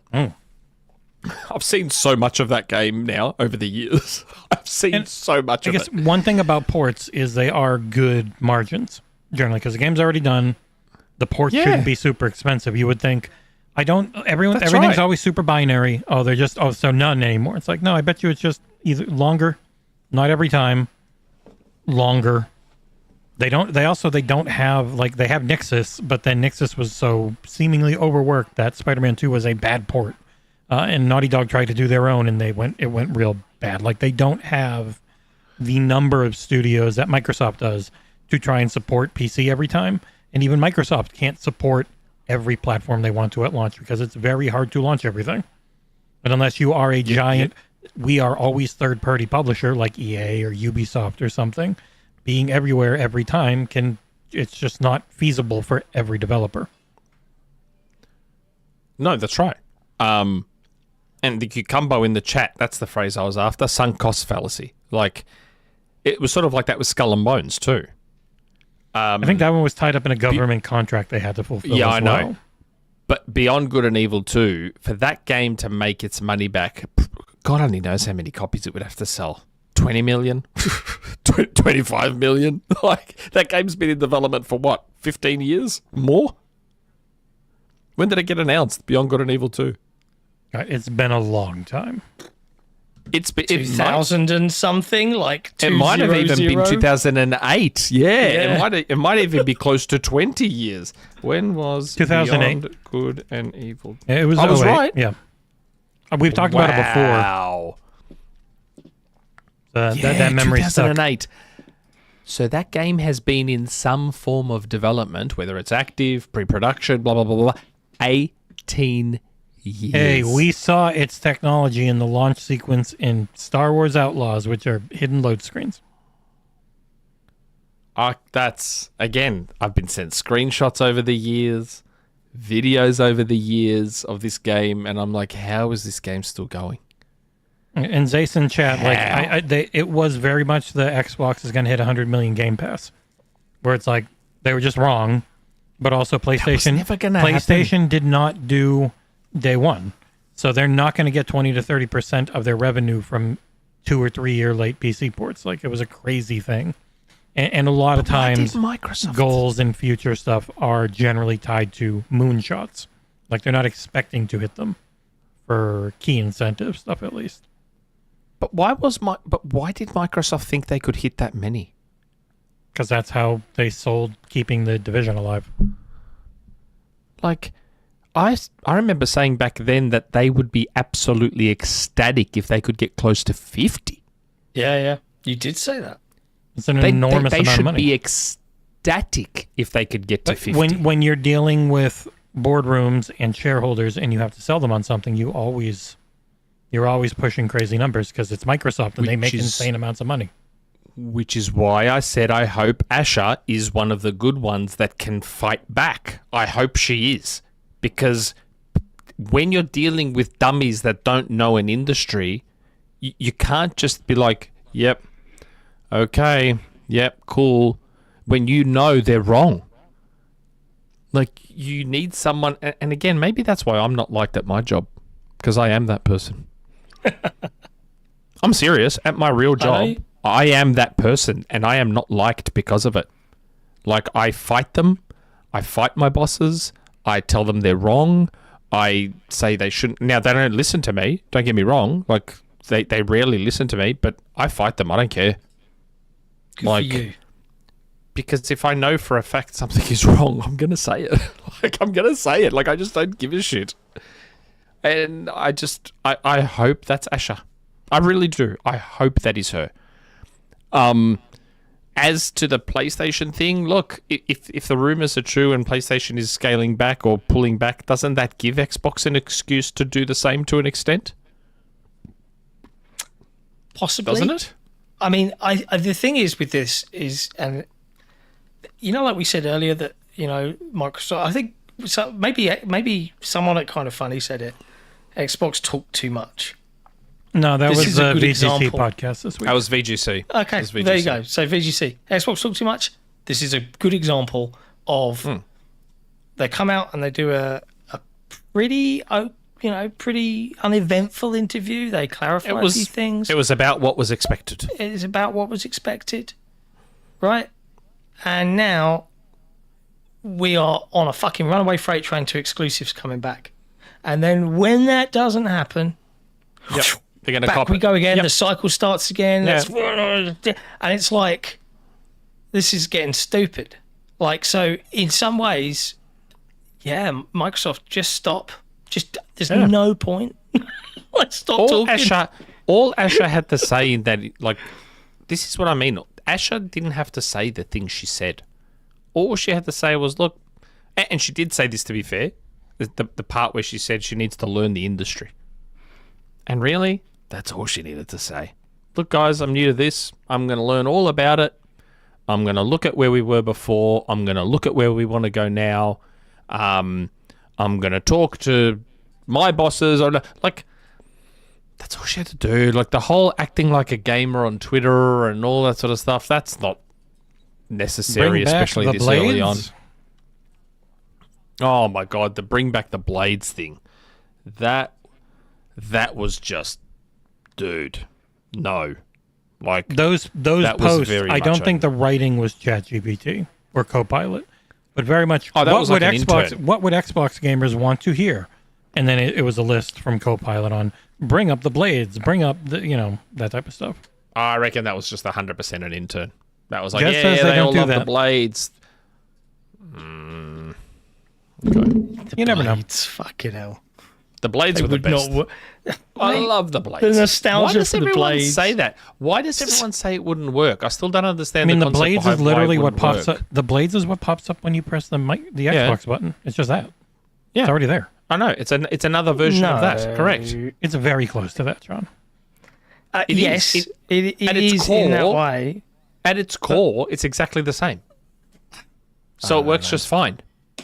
It doesn't work for the modern age now. Like, we don't need it. Like, why do I need that on my main operating system dashboard thing? The unfortunate reality is when you're trying to get the casual market, you've got to look similar to everything else. You have to be the same as everyone else. The fans would love it, wouldn't they? Yeah. The fans would love it. I think it would work just fine. Yeah, but you want the casuals. The casuals would not. They want it to look like every app they have on their smartphone and shit. Yeah. Okay. Well, look, I don't know. We'll see if those rumors about PlayStation pulling back are true. From a personal perspective, I don't particularly care. I think it would be odd for Sony to do that, because it's already been demonstrated. Like, what's so weird about it is, via the FTC, via the sales numbers of their games, via all these things, we've already seen that despite the fact that they continually have such a large install base, that install base isn't generally buying the first-party exclusives in massive numbers. And if they do, they don't beat those them. games. And in those those games are incredibly expensive to make. And under Jim, it wasn't as much of a problem, because do you remember what I used to say about those first-party games back then? They're like marketing. They're like marketing. Just think of them as marketing. They are there to get you in the door. They're the window dressing. And then the money is made in COD microtransactions, Fortnite microtransactions, Rocket League microtransactions, all that sort of stuff, and the third-party stuff. That's where the real money is made. We saw that in the FTC. But under this new Sony and PlayStation CEO or whatever, it feels a little more business-driven than art-driven. So where Jim was more art, the new people are more business, it feels like. So I don't know if the whole our first-party games are our marketing. I don't know if that's going to fly as much anymore. So that's why this whole rumor about the PC pulling back thing sounds strange. I'm not saying I don't believe it. I'm just saying it sounds strange, given what we're seeing in front of us. In the same way, the idea that Microsoft would suddenly pull back on exclusives sounds strange. In this, like, again, anything can happen, and plans can change. And that was probably the best quote that came out of Jez's article. The plan is the plan until it's not the plan. Yeah. Best fucking quote from a gaming exec in a long fucking time. And that is going to get quoted for the rest of her tenure. Yeah. The plan is the plan. Because it's magic. The plan is the plan until it's not the plan. And that is the reality of the fucking world. That is the reality of business. That is the reality of reality. The plan is the plan until it's not the plan. Gaming execs say what they need to say when they need to say it. Yeah. Eventually, some of you people will learn. Yeah. What if she'd actually said that? I will say what I need to say when I need to say it. We would have been like, applauded her. I would have applauded her. I would have been like, you are the best. Anyways, now, last big story. After all of that, speaking of things being shit on, Amazon, in all their wisdom. Yeah. Amazon, in all their wisdom, decided to get people hyped for the God of War live action show by showing I don't know what they were thinking with this. I mean, it's not terrible. It's a weird Photoshop. It's very clean. It's a weird Photoshop mixed with an AI background from what it looks like. I was about to say, that's not. It's not like that's the issue. Isn't how physically how it looks, bad, good, indifferent. What's weird is it's very clearly not a shot from filming.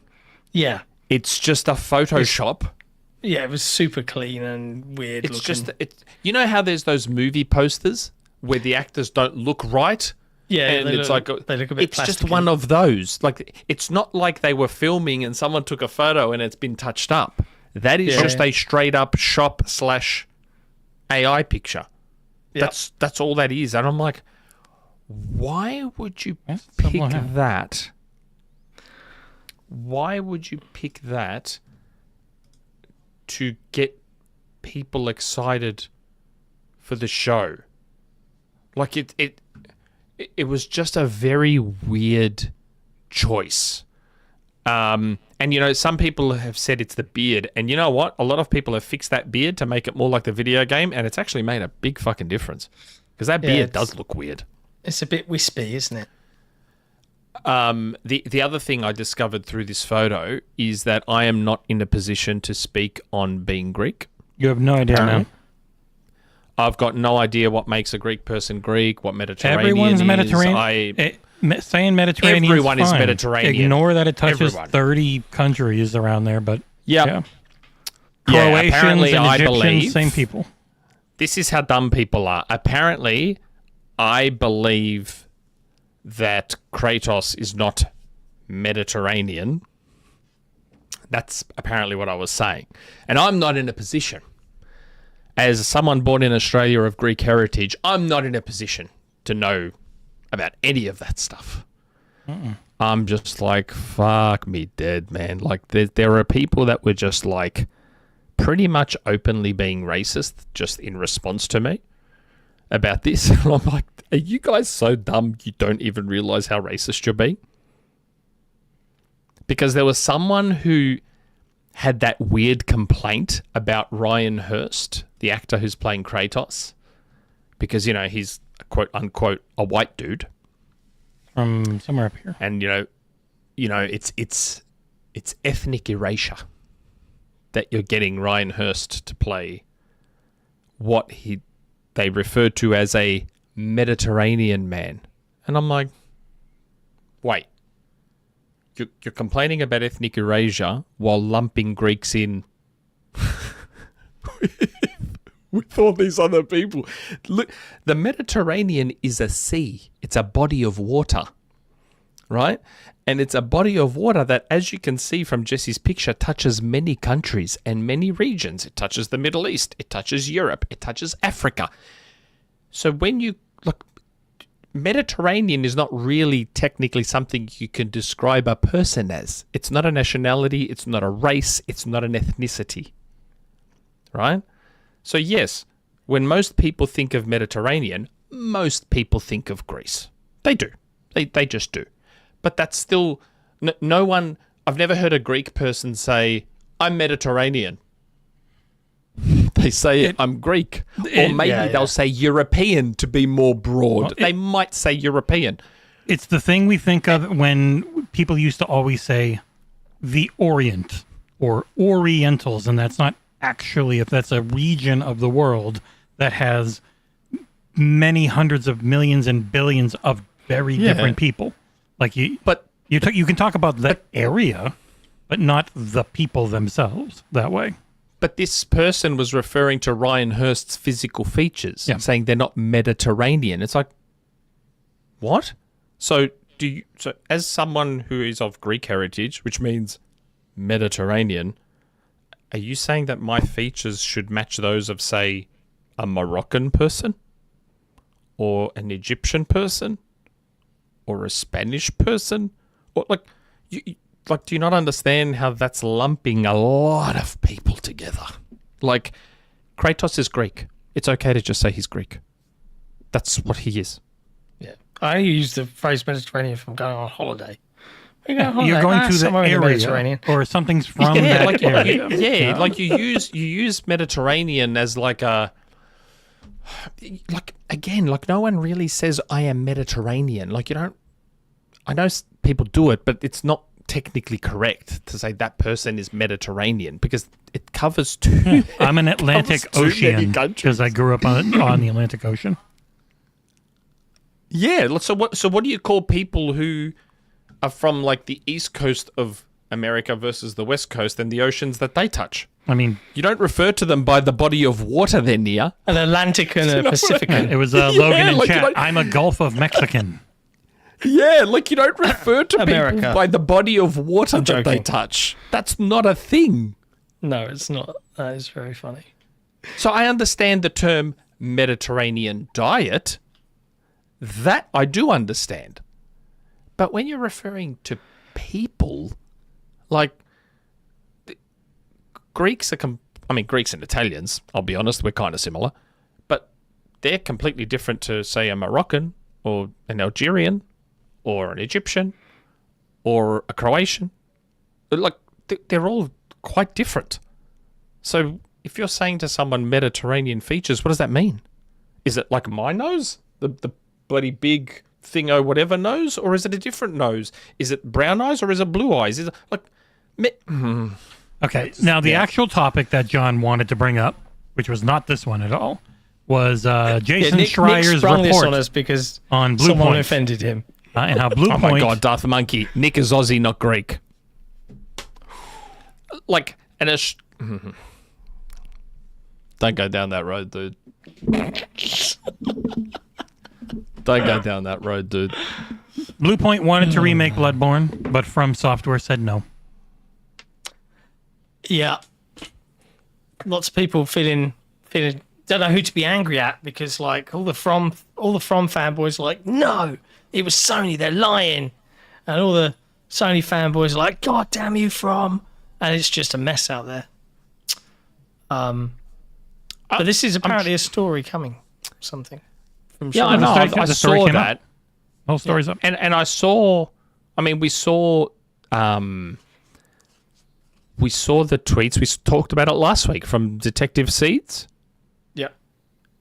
And he's like, I don't understand why that was so weird, because he flat out said, I sent like 80 messages on LinkedIn and got replies from 2 people at Bluepoint. So I don't understand why everyone was doubting that. And I saw some people... Because he's been full of shit like 900 times before. No. A lot of people were referring back to a tweet he made in July last year where he said, my friend at Nix's said... Nix's? I think he said Nix's. My friend at Nix's said that there's not going to be Helldivers on Xbox. And then a month later, they literally... How has this gotten into it? He's thoroughly debunked and banned on Gaming Leaks and Rumors subreddit for a reason. We don't need to go over Detective Seeds. No, I understand, but in terms of this specific story, he was quite upfront with what seemed like a very logical source, saying, I openly sent a bunch of messages to people on LinkedIn. So like, it's not like he was like, I don't care. Oh, my friend who works here and my friend who works there. He goes, yep. Reached out, sent a bunch of messages and got a couple of messages back. I don't care. So I don't understand why this specific thing was doubted.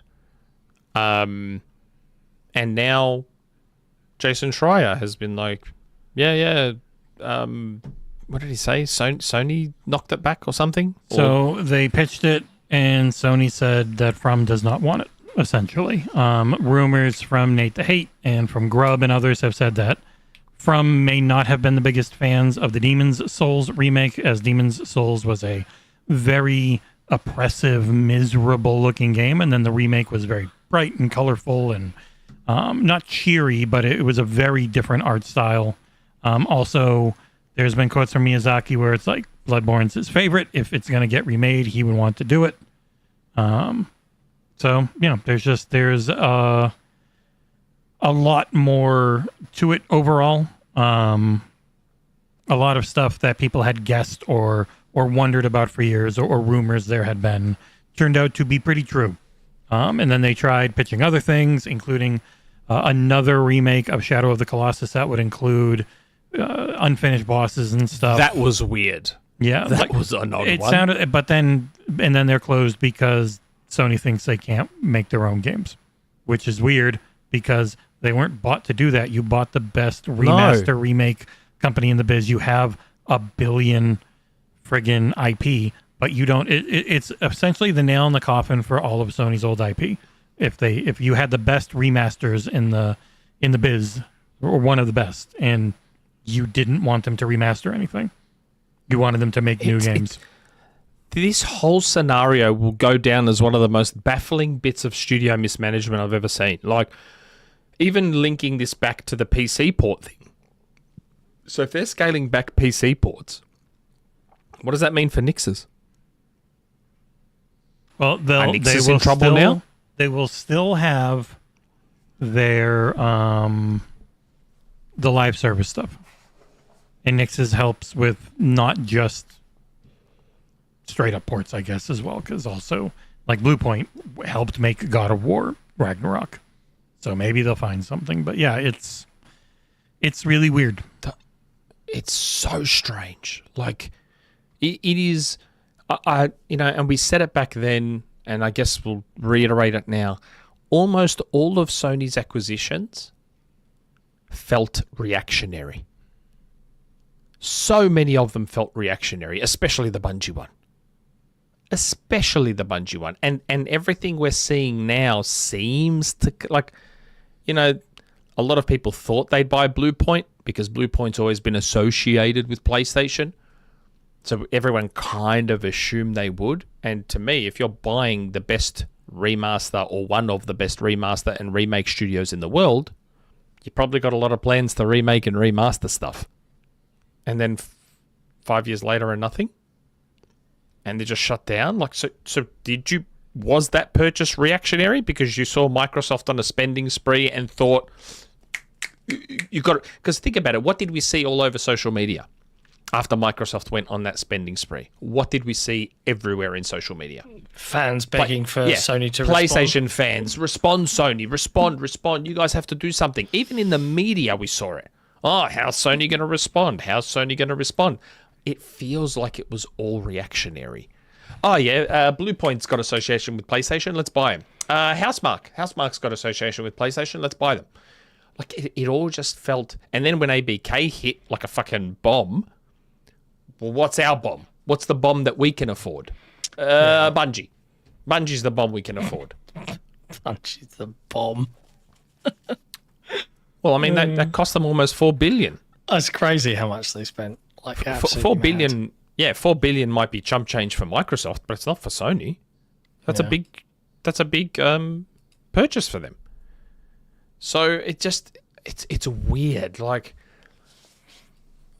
it's crazy the way Sony appears or PlayStation appears to be so driven by that old console war mentality. It's bizarre to me. I mean, to be fair, it's worked. Like, it's worked for them. It's undeniably it's worked for them. They are the market leader every generation, apart from one. Yeah, the PlayStation 3. Yeah. So, actually, and technically, no, the PlayStation 4 they weren't either. The Switch sold 155 million. Oh no, that's the Wii U. That's the Wii U. Sorry. Yeah. That's what I was thinking. Like, yeah. But, that's the Wii U. That's the Wii U. If it works, like, there's probably a mentality there that, you know, they look at the hardcore gamer market and they're like, these guys, you know, we're the default. When you think video game console, we are the default for the majority. Let's just lean into that and keep going. The question is will that last? And it has so far. So the logic isn't bad, but like, but PlayStation consoles selling big units, that's never going to change. No, it's not. But the question is we've heard all the warning signs throughout generations. Oh, PC's dying, mobile's going to take over, consoles are dead, and they've still come back every time. But we have learned that there's a ceiling to that audience in terms of user base, right? About 250 million or so. And we've also learned that every generation, the cost to make the games at the scale at which people are now demanding seems to go up. So the question is at what point does that plan no longer work? And I guess we'll find out. If they're going to stick to it, we'll find out. We'll find out how that all shakes out. I mean, at the end of the day, it's not like it's really serious business or World War III or anything. It's just video games. Yeah, but what's the whole thing is weird because PlayStation selling 100 million consoles is plus 100 million plus is just effectively the norm. The PS5 is going to hit over 100. How far over 100 it goes remains to be seen. But it's going to go over 100, just like the PlayStation 1 did, PlayStation 2, PlayStation 4. The PlayStation 3 was the only exception. And despite having one of the most disastrous launches we've ever seen and all these problems, inferior third-party ports, this, that, the other, they still ended up selling 85. So their least successful console is still one of the best-selling consoles ever. They just also didn't make any money that generation. Correct. Yeah. And that's what I'm saying. So part of the reason they went with dipping their toe in PC was because they needed to make more money. So they needed to keep more money. People will correct you. I know what you meant. I know what you meant. So if selling 100 million consoles plus every single generation still wasn't enough to the point where they felt they needed to dip their toe in PC, it seems odd to then dip out, pull back. Yep. Like it is. It's the thing that people always accuse Microsoft of constantly pivoting. Like they are constantly changing their minds on what they're going to do. I don't know. I just find it weird. And then I saw people on Twitter going, yeah, PlayStation needs those exclusives. If you put them all on PC, no one's going to buy a PlayStation. I'm like, I don't think that's true because PlayStation's install base is so ingrained now. They're going to sell 100 million. No matter what happens, they are going to sell 100 million consoles every single time. And I don't think putting games on PC will change that for that audience. No, I don't think so either. It didn't change it for me with Xbox. They started putting their games on PC a decade ago. As a hardcore Xbox guy, I kept buying Xbox consoles. You still have an Asus Republic of Gamers Xbox Ally X that Windows 11 gaming PC for free. Like that's why I always found it weird. Like PlayStation's install base is so rusted on now that I don't think putting their games on PC day and date would change that. I don't think.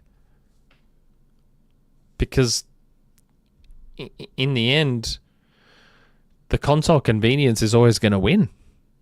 It always has. It is interesting. That's one thing Jez talked about, I think, on Xbox 2 yesterday was like Microsoft is all in on the Xbox PC environment has to work like Xbox console. That's a big ask, but I think they're right. It has to work that way. Massive. Like if they want to do this transition, it must feel like a console, which is an enormous task. Be interesting to see how it all shakes out. You shifted your camera, so now half your face is barely on.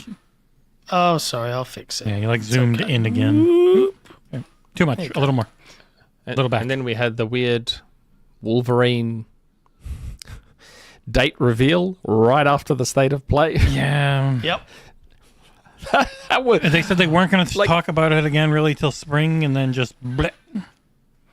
I mean, Nick, I said this during headlines, but I don't know if you agree with me here.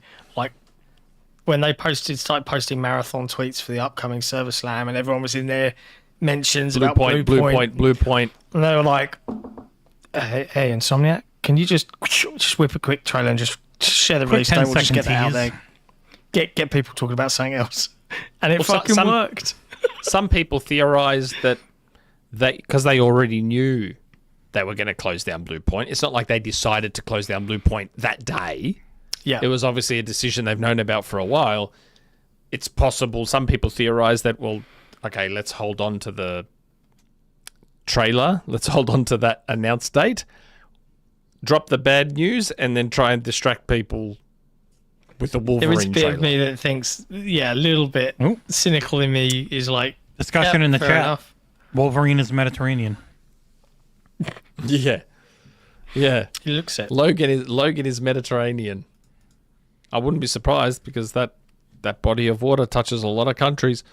There's a bunch of messages and chats we missed. J97F, member for 6 months. I think we need to get past this name-calling console wars in the industry. No more Xbox ponies or whatever you call Nintendo fans. Just enjoy games. Yeah, again, that goes back to that segment. Like, there's that segment of gamers in the industry where they full buy into that. And that has its place. But, yeah, I mean, it is what it is. J97F, also go buy Console Wars, the card game. Oh, thanks, mate. We agree. Yeah. BT Maverick, member for 5 months. Save towards the end of the show. Do you guys have any favorite games from Steam's Next Fest? So far, I highly recommend Croak, a fun Celeste-like. I haven't played anything from Steam Next Fest. Sorry, I haven't had a chance. I've got. I have no Paradox time demo. for demos as much as I would. I really want to play The Eternal Life of Goldman because I want to review that one. And it's a 2-hour long demo, and I've just done 2 reviews. I've got 3 more I can work on. 1 more coming in soon. A preview I have to write. Like, I'm just so backed up on everything that I have not touched a single demo of the over 3,000 Steam Next Fest demos I think there are. Yep. Our coverage as a site is again thanks to, as Anorexic says in the chat, Chengiz, who did a huge write-up on Steam Next Fest. You should go read it. It's there's a lot in there. But I've got the Darwin's Paradox demo downloaded that I really want to try. Oh, I'm looking forward to that game. Yeah, I'm hoping it's good. Speaking of having lots of games to play, Analog AI with the Super Chat. Remember, we have too many great games to play. Very true. Do. Way too many. Yep. To the point where I don't know if I'm going to get my review done on time. You are, or I'll kill you. Last news story. Oh, we are going to go with another news story? Yeah, I mean, we'll just mention it briefly in case you missed it. But if you were rooting for one corporation over another, well, bad news. Paramount has won the bidding war after relentlessly throwing money at Warner Brothers Discovery. And Netflix has declined to match their offer. And it looks it's an like insane offer that Warner Brothers is not anywhere close to worth. Yeah, 113 billion, isn't it? Yeah, and they just sold for like 80. Like, I don't know. It's just like... And they just lost a bunch of money last quarter. It's going to face insane regulatory issues in Europe. It will get through in America most likely, despite the fact that it should not. But neither deal was good.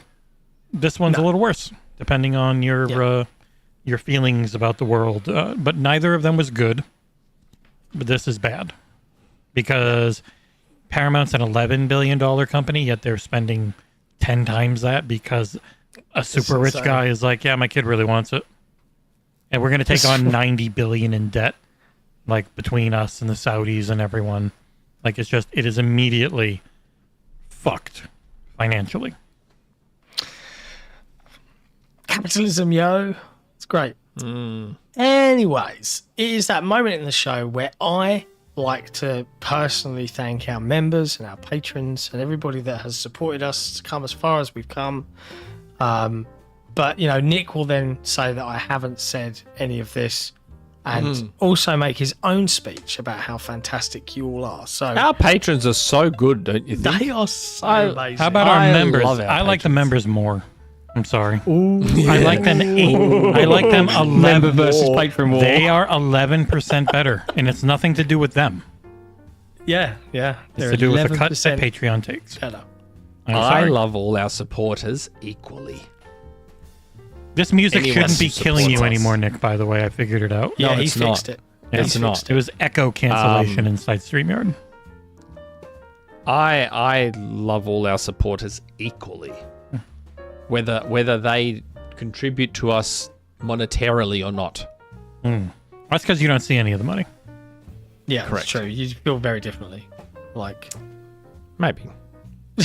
I doubt it. I don't know. You got to remember, like, you know, I don't know how many of you remember this, and John should. Yeah. So before even Jesse came on board, I was like super weird about turning on even super chats. Yeah, we had to really persuade you to do stuff. Like it was costing people money. The old man in me, the Gen Xer in me, felt strange asking people to pay money to ask a question on the show. I just used to try and read every fucking question that came into the chat. I just, because I felt bad. Like I was like, I don't want to force you to pay money to ask a question. It just felt odd to me. It is interesting that this, speaking about the members and patrons and how much we love them, came back to Nick. No, it's to highlight the fact that love. I'm just not trying to squeeze money out of everyone. Yes, it's to highlight you. I mean, the good news is the work that we've done today is kind of like the good foundation for what we want to get to in the future. Completely our little corner of the internet. We have full control, full say, and we're not sending you to another website to go and consume the extra stuff that we've tried to put together. The Memberterraneans. That's what we're calling them now. Ooh, I like it. The Memberterraneans. Speaking of the Memberterraneans, we've got some questions. Got some questions to answer. A ton of questions. There's a lot on the form. Is there? There's a lot on. There's a lot. There's 9 on the form, Nick. 9? Why am I only seeing 5? Because you're looking at the wrong link, because the link never gets updated from the showrunner. Oh, I think I'm looking at the wrong link. Yeah, there was 9 last week. That's right. Oh, this is 5. Hey. I'm like 9. I'm like, what the hell am I looking at? I looked. I was like, wait. Oh, it says 302. There we go. 5.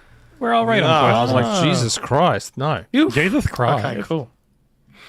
Cool. Okay. First question. Vixolus. John's so happy now. I'm very tired. As unbiased and upstanding investigative journalists such as yourselves, what would have been your questions / topics you would have asked Sharma? What do you mean, Asha? Sharma's her surname. Yeah, I guess so. He has put Sharma and Booty rather than Asha and Matt. Oh, yeah, that's true. I didn't see that part. Sharma and Booty on with 10 minutes of their time, assuming minimal PR interruptions. Assuming. Like, I don't think I would have asked anything too different to what Jez asked. Nope. I would have asked some stuff about her playing games and, like, has she found anything that she's really clicked with genre-wise? Has she struggled to get a handle on the controller? I would have asked stuff like that. You know what I would have a big asked? fan of Smash, JT? And No, Grumps? nothing like that.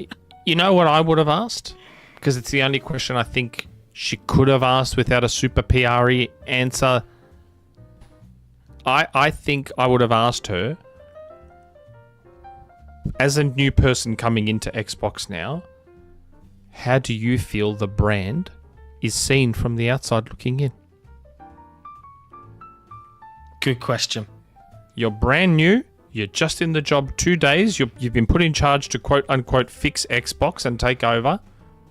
What do you think? What do you think the brand looks like from the outside looking in? Yeah, it's a really good question. Because then that gives an insight into what she thinks she needs to fix. Yeah. See? Maybe you are a master at interviews, mate. Anyway. I would have asked her, like, what are you going to fucking bring back exclusives? And then I would have said, what colour do you think Xbox should be? How You guys soon release a lot of before you packs. What fire colour's next? everyone for AI? Yeah, man. Are you going to change Copilot's name back to Cortana? Yeah, because that was To cool. link it back to Xbox? Change my name back to Cortana, please. Oh, dear. Next question. TiberiusMonk. Hello, DayOne podcast team. Hello. I enjoyed Nick's rant about C-suite executives on last week's podcast. It inspired me to submit a question of my own. I'm glad I could do that for you, TiberiusMonk. Let us first briefly rewind to 1999, when the film Office Space was released. This film gave us the unforgettable and painfully familiar character Bill Lumberg, the quintessential incompetent boss. Most of us had encountered a Lumberg at some point, someone ineffective in their role, yet somehow continually failing upward. These managers can truly test one's patience. Oh, do they ever? Yep. With that in mind, here's my question. Can you share an example of a boss you've had who was the complete opposite, an anti-Lumberg, a boss who was competent, self-aware, and genuinely respectful toward their team? Leaders like this may be rare, but they do exist, and it would be great to hear your experiences if you have any. Thank you for all the fantastic content you continue to produce, even amid the ongoing negativity in the gaming space. As John often says, at the end of the day, it is just video games. Which is what we said earlier. It's my phrase, isn't it? boss I've got who a good got- boss. I've got a good boss story. My current boss is pretty good. That's nice. You like it when Current he's one not right in. now that I have. Yeah, but that's all bosses. That's all bosses, regardless. I've got some like terrible boss stories, including one that stapled me in my thigh with a stapler. Oh, I think you've told this story I've told before. you that story before. You've told the good this story boss, before. Though, I'm going to give a shout out, and I won't use his full name. Tony W was my boss. Oh, actually, I say that. Tony W is a runner-up. I'm going to give the shout out to Alex F, who I interviewed with for my last job before I quit it to do this. And the reason I know I was going to get on with him was I pinged him and I was like, I'm in London. I am very well known for, in my current role, never wearing any formal attire. If I'm going to come for this interview while I'm pretending to be at lunch, I'm going to be coming in me t-shirt and jeans and sneakers. And he was like, it's cool with me. And we chatted for like an hour. And then I went off. And he just rang me later on that day and was like, we'd love to offer you the job. I think you're great. And the mentoring that he gave me over the next 3-4 years that I worked for those guys, absolutely legendary boss. Would have felt very loyal to him. Just a very good guy. Very good guy. Jesse, you? I think Travis and I would both agree. We had a guy named Tom Lennon that we worked for, both at Maytag and then later at a different place, and he was just cool. He was no bullshit, no nonsense, but very fair, very competent in the whole appliance industry thing that we were a part of, and yeah. Yep, Travis. Tom was awesome. See, I know. You're a good guy. Okay. Yeah, my current boss is good, and he didn't crawl on people to get where he is or anything like that. Just slowly work his way up. Yeah, it's just a normal dude. I have far more Limburg stories than I do anti-Limburg. Far more. God. But yeah. Okay. Where's the next one? TheCucumbo. It's been active in the chat. Hello, gents. Hope you're all well. It's been a bit of a hefty week or so in the gaming news cycle, so I thought I would keep it light. Nintendo are currently leading the charge in video game theme parks as their way of expanding IP. So I wanted to ask, which Xbox IPs would you like to see expanded into a real-life location? It could be a themed land, specific ride, or even a themed restaurant. I guess since this is day one, it should be multi-platform, but let a man have a little bias still. All the best, have a great show. Viva Pinata. Do you know what? I was just sitting there thinking, I can't think of an IP that would translate into something that you Viva could build Pinata. a little land out of, and there you go with one Viva that you Pinata. absolutely could. Because, I was thinking Sea of Thieves, but I'm like, it's just Pirates of the Caribbean, the ride. They've already done that in the game. You know what I mean? But why not have that anyway if you're going to have a theme park? It gives you a perfect excuse to have a pirate ship ride. The pirate ship. Yeah, that's true. Just rebrand it Sea of Thieves and you're golden. Yeah, but Viva Pinata's a solid shout, bro. Again, a game that was way... And do you know what a question I would ask... It's just popped into my head, and I apologise for the tangent, even though I really want to go to bed. But I think, if I ever get the opportunity to speak to Asha Sharma, I'm going to speak to her about our theory that Microsoft doesn't get it. And she'll be like, what do you mean? And I'll be like, let me give you an example. And Viva Pinata's a good one. Banjo-Kazooie's another. I could come to you and say, Banjo-Kazooie, Viva Pinata, you could make a Banjo-Kazooie remake right now, or you could make a new Viva Pinata running on all these devices, super gorgeous graphics, Banjo-Kazooie, amazing remake. It would cost you money, and you guys wouldn't do it because the return of investment that you would get enough for building it, and this is where you don't get it, because the fan sentiment and happiness that you build from making it is worth more than the money, and that is the point I would want to make to her.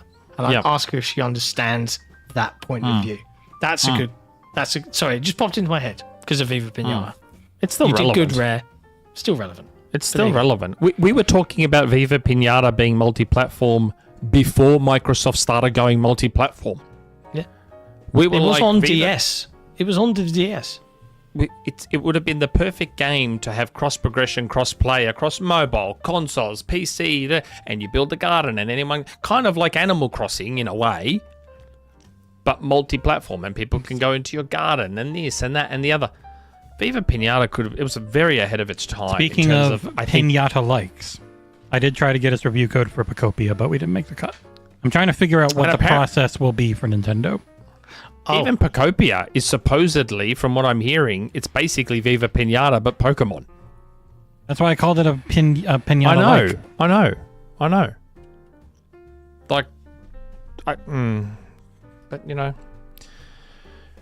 because Microsoft...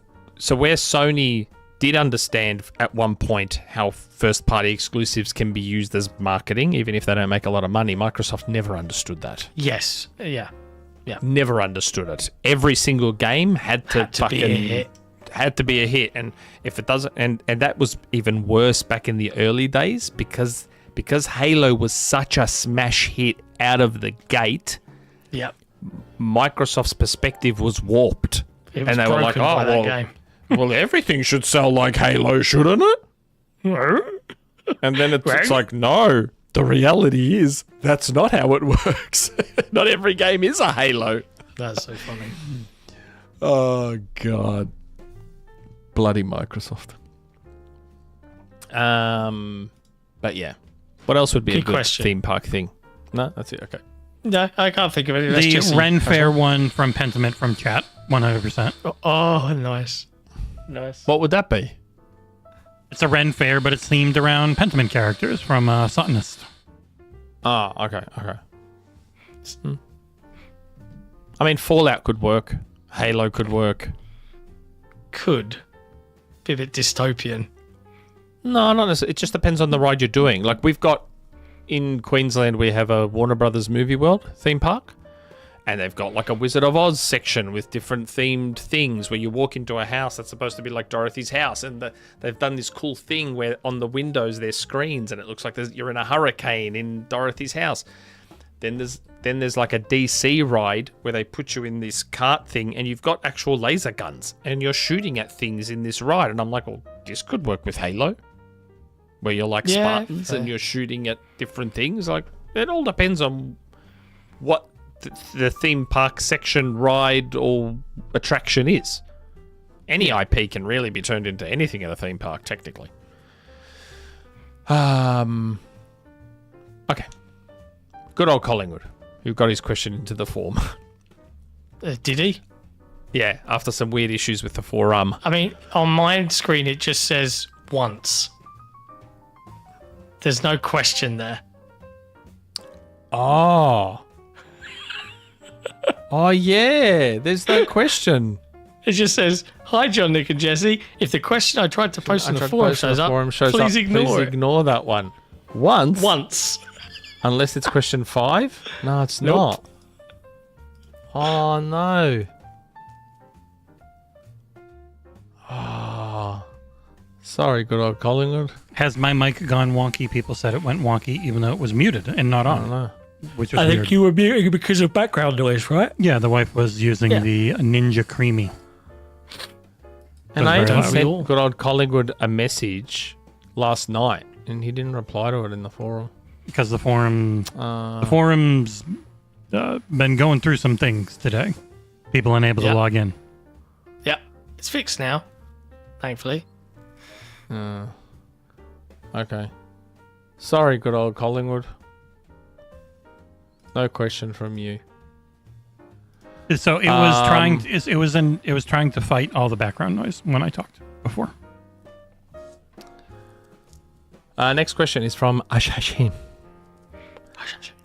Hello to John, Nick, and Jesse. Been a while, guys.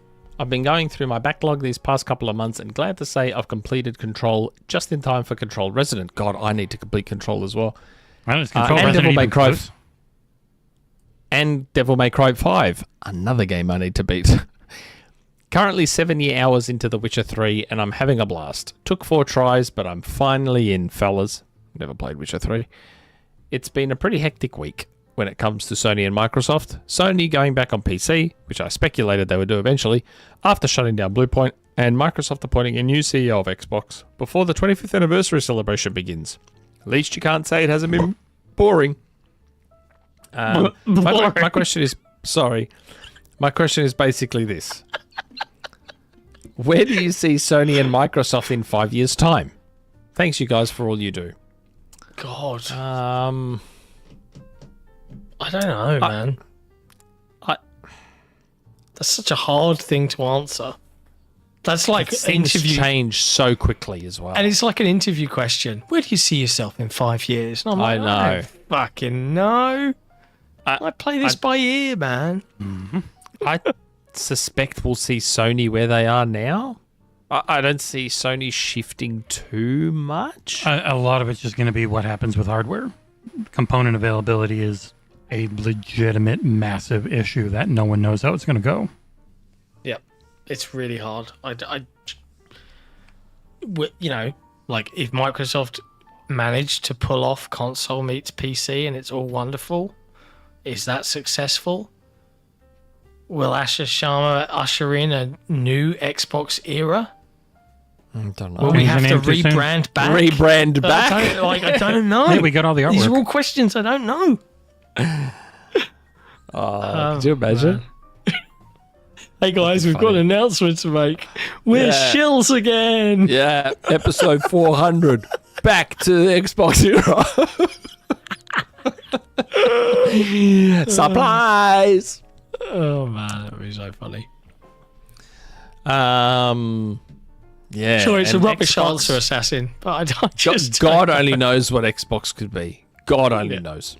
If you want to know how things are going to go check out the latest from Michael Pachter.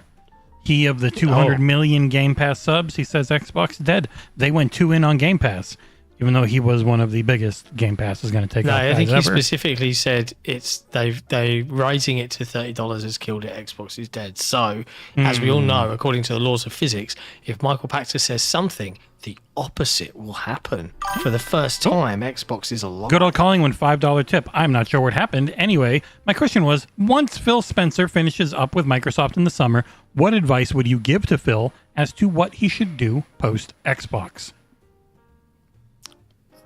I would say, Phil, you've had Do to nothing. you're a millionaire. He's gonna do the talking circuit and make millions more. Yeah, write a book. The inside story. Play video games. Stay off social media. Just chill out. Get off Come Twitter. on our show. Yeah. Sponsor your on our own show. games. Start studio. As a civilian, just come on our show. Only come on our show. We'll do a monthly interview.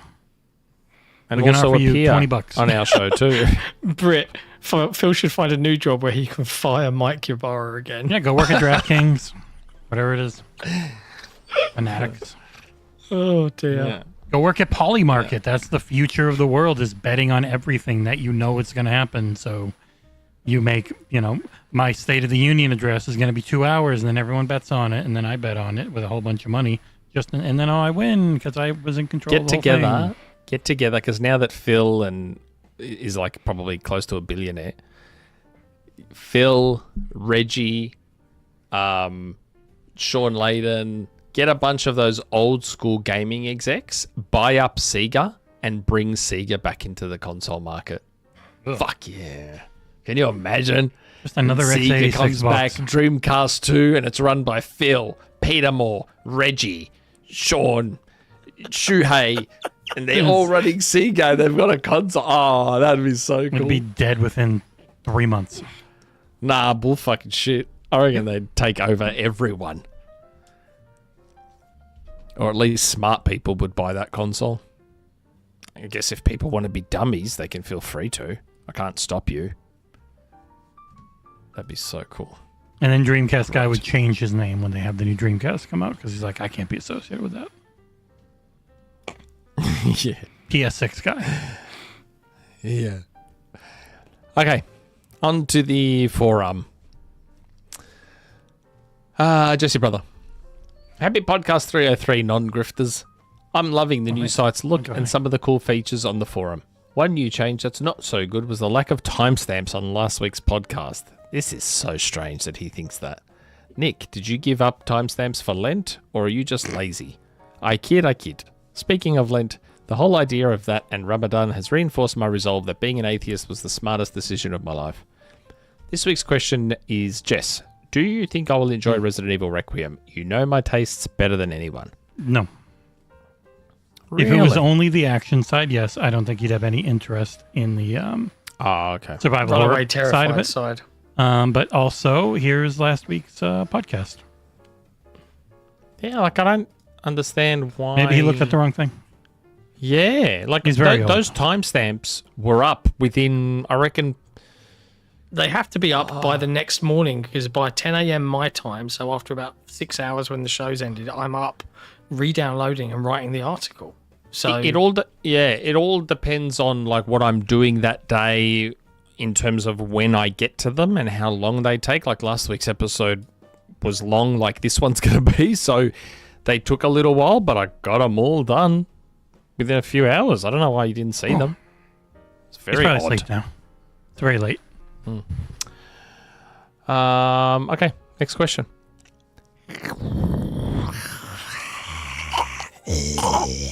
World premiere. Hytham. By tomorrow, Cartoon Network IPs are coming to Tubi, and I can't wait to watch which Cartoon Network show to watch. Should I watch First Kids Next Door, Ed, and Eddie, Powerpuff Girls, Dexter's Laboratory, Regular Show, Courage the Cowardly Dog, and whatever the cartoons I can list, so on and so forth? But with Tubi buying the rights of Cartoon Network IPs, should that streaming service buy some of the other TV shows, like the IPs from Nickelodeon, Disney, and some other cartoon IPs of the big three? But your gents' honest take on Tubi buying the good cartoon shows, though? Okay, wait. Answer this one first. I have never heard of Tubi until just now. Oh, no, I've heard of it. I've never used it, but I've heard of it. It's one of those free streaming services that relies on ads. So it's like having free-to-air television, old school free-to-air television, but via streaming, because it's all ad-supported. But I did not know that they had got Cartoon Network shows. I didn't know that until just now. God, I love Dexter's Lab. Dexter's Lab was good. I used to love Dexter's Laboratory. It was so good. Laboratory. I don't think they'll be getting Nickelodeons, though, and definitely not Disney's, because they could not afford No, you can't afford Bluey over at Tubi Land. No, Disney don't own Bluey. They do in America. They own the distribution. They would own the and getting distribution distributed rights. on Tubi. Yeah, that's what I I'm had saying. no idea that Dexter's... I know it's Australian. The voice actress for Dexter from Dexter's Lab passed away over a decade ago. I had no idea. Oh, wow. Yeah, Christine Cavanaugh. Oh, wow. I didn't know that. Yeah, Samurai Jack. That wasn't too bad either. P.S. Though Tubi isn't perfect, but kind of better than the other streaming services when it comes to some good cartoons, anime movies, Chucky. and etc., which I'll say that for sure. P.S.S. David Sazlev can bite my not-so-tanned white posterior since he is an uncompassionate, cartoon-hating filth of a person. He is, since he got rid of every good cartoon show on HBO Max. So yeah, that. Yeah, you tell him. Yep. I'm I don't not think you're aware going to of find any of any this stuff. stuff. You're not going to find any David Zaslav fans outside of the HBO boardroom. Yeah. Is Zaslav WB? Yeah. Yep. I think so. Yeah, so he's the guy okay. in charge of Warner Brothers Discovery that's doing this whole deal. Ah, right, yeah. Speaking of, did you see that Looney Tunes should be coming to Fortnite? Cool. I knew I was saving my V-Bucks for something. Could Daffy not care Duck, less. my man. Daffy Duck is my favourite little Not little Darkwing black Duck? Nah, Daffy Duck was always my man. Always. Like, God, Pepe I Le love Pew Daffy got Duck. canceled, though, so he probably won't come. Yikes. And away. Yikes. And away. I love that. That's classic. And away. The Scarlet Pumpernickel, where he eventually shoots himself so they don't show it anymore. Pumpernickel. So good, man. So good. If you look around, you can see those Looney Tunes cartoons on streaming services in high definition. Oh, interesting. If you My have favorite the right streaming services. There's a meme of like a guy narrating a clip from Tom and Jerry where Tom walks up and he like rolls a cigarette one-handed and then gets the mouse to gets Jerry to lick it with his tongue, and it's narrated by this guy, and it cracks me up every fucking time. I'll find it and I'll send it to you. People in the chat might know the clip I'm talking about. I'll find it. It's really good. You can't play it on air because it's got some inappropriate language in it, but it's very funny. Okay. You know what's on Netflix that people should watch that was quite interesting while we're talking about shows and stuff? It's called Reality Check. It's just 3 episodes, and it's all about the behind the scenes of America's Next Top Model and everything that went down with that show. Man, and as someone who used to be obsessed with America's Top Model, I think I watched like the first 10 to 12 seasons. I used to watch the shit out of that show. Seeing all the behind the scenes stuff was fascinating on that show. Like, there was a girl who was raped on camera that we did not know until this fucking special came out. So that the way it was recorded and edited, we didn't know that she was that happened. It just looked like she... Yeah, man. Like, we were watching this special and we got to that part and we were like, oh my God. We were like, what the fuck? And they put that shit on air? That's mad, bro. And they even framed the girl to make it look like she cheated on her partner. And I'm like, oh my God, that is disgusting. Like, you've got to watch it. You've got to watch it. Even if you don't like America's Next Top Model and have never seen it, still watch this special because there's some fucked up stuff in there. Like, I'll get right on it. Oh my God. Jesse's just like, please, Lord. It's Not to go anything worse. There's some horrific stuff. I mean, Jesse are both like dead. Next question. 99 Rukin.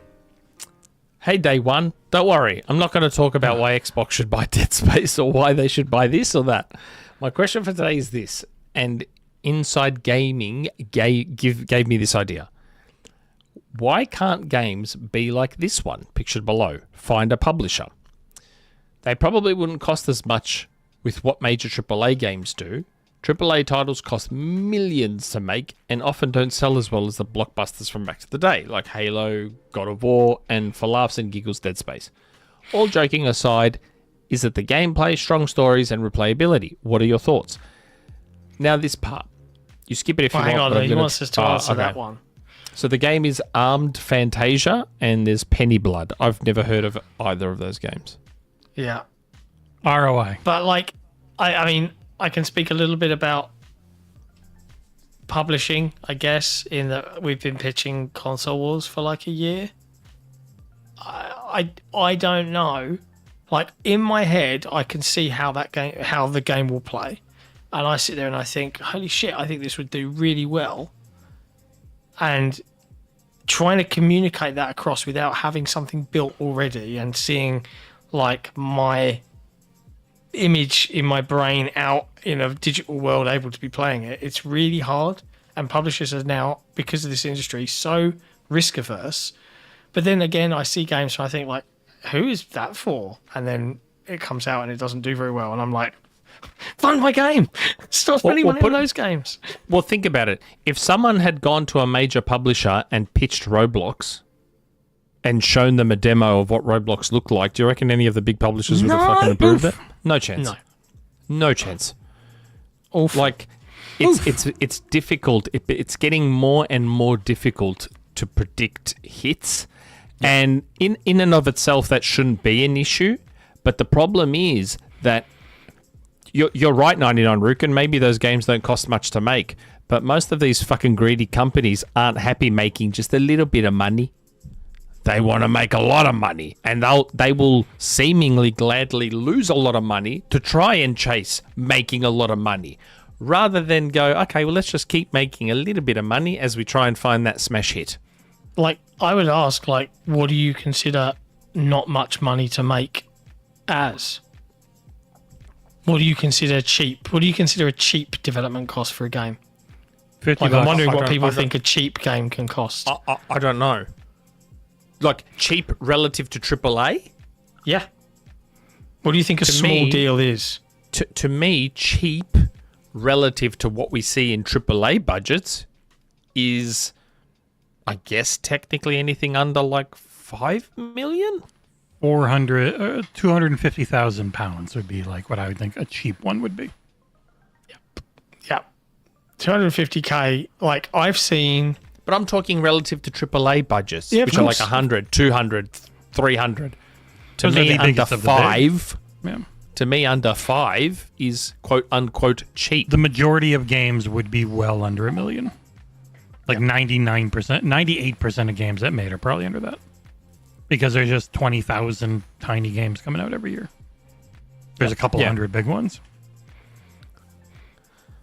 But that's what I mean. These big game companies don't want to waste their time on these smaller games that might not make a ton of money. Like they'd rather, like the to most them, you it's get like, for that is Microsoft's Game Pass deals, where they will throw a small amount of money at a small game and then have it blow up. And it's like, okay, we got to pay you more now, but hey, you're getting like I think it was the Roadside Research, and then the other one that just came out, the which one just like the newest Game Pass game? TCG Card Simulator. TCG Card Simulator. The jumped right up in the top blade in a way, that those deals probably weren't a lot of money. So that's their way of getting these smaller games funded without having to just pay for them outright. I think that's the closest we get. What was the rest of... Next part? Yeah. Now this part. You skip it if you want, but I'm going to talk about the kind of funny and the hypocrisy. I know Greg reached out to Jez, but this still rubs me the wrong way. Not going to say names, but I think you know who they are. Oh, we talked about that. We when did you're talk talking about being biased because you have Windows in your name that calling the kettle black when we won't talk about those Sony leaks just to find out they're just biased towards being funny. All right. Yeah. Let's not forget how you guys fire a founding member for a joke, but one of you called the PC fans the P word, and last, I don't care if you are left or right, but one of you on your personal social media saying Charlie Kirk deserves to die just because he had a different opinion. Right or wrong, I don't condone. You don't have to read stuff. everything people write. Did one of us do that? No, it's probably... that is just... No, none of us saw that. That is just some of my gripes with Kind of Funny, and I just wanted to say this. Fair enough. But yeah, like, that's why I said earlier about, we won! And then you're sitting there calling Jez, like, biased. I think the we won probably was meant to be a joke. I'm sure that's what they'll come back with. Yeah. Not everything is real. It's just video games, folks. It's just video games. And I'm surprised Nick hasn't brought this up already, considering that Ed Boon tweeted this out. Well, because I knew what happened with Killer Instinct behind the scenes. That's why. Oh. Next question. Direct 3. Hello, delicious panel. So recently, Ed Boon of Mortal Kombat fame tweeted a poll about which way would be the best to bring KI back. We know he likes to post stuff on social media, and it doesn't really mean anything. But with how their parent company is going, and now that Matt Booty, who goes way back with Ed in the Midway days, is now the biggest games person at Microslop, could there have been at least talks? Netherrealm's past 2 games were MK games because they are better sellers than Injustice, but now that the last MK didn't do that well and crossovers are big, a collaboration of some kind with KI doesn't sound crazy to me. P.S. I would love an episode with Max Dude about this stuff. Max has been on. I know he's saying about I can try and get him on again, but he's been on before. The KI thing, like I said, now there was a rumor mill of mine a while back that I'd heard KI was in development. I have since heard KI got cancelled. So I guess we had the public cancellation, but obviously there would have been some not public cancellations because we never even got confirmation that Killer Instinct 2 was happening. My information on Killer Instinct 2, and it's been long enough now, and I don't care. I can't remember what I've said publicly now or not because my dementia's kicking in. What I had heard about KI, and I've said this to Max, was that it was in development in Japan. That is what I had been told about the new KI. I had been told there was someone at Xbox in the US who was overseeing and liaising, but the game was being developed in Japan with a Japanese studio that I was feverishly trying to find out who it was. My guess was Dimps. That was my best guess at who was making KI2 in Japan. I have since heard that Killer Instinct game is cancelled. So for anyone who was wondering on updates, that's what I heard quite a while back. And I mentioned when I heard, I told Max in DMs. I was like, you know that KI game we were talking about? I heard it was cancelled.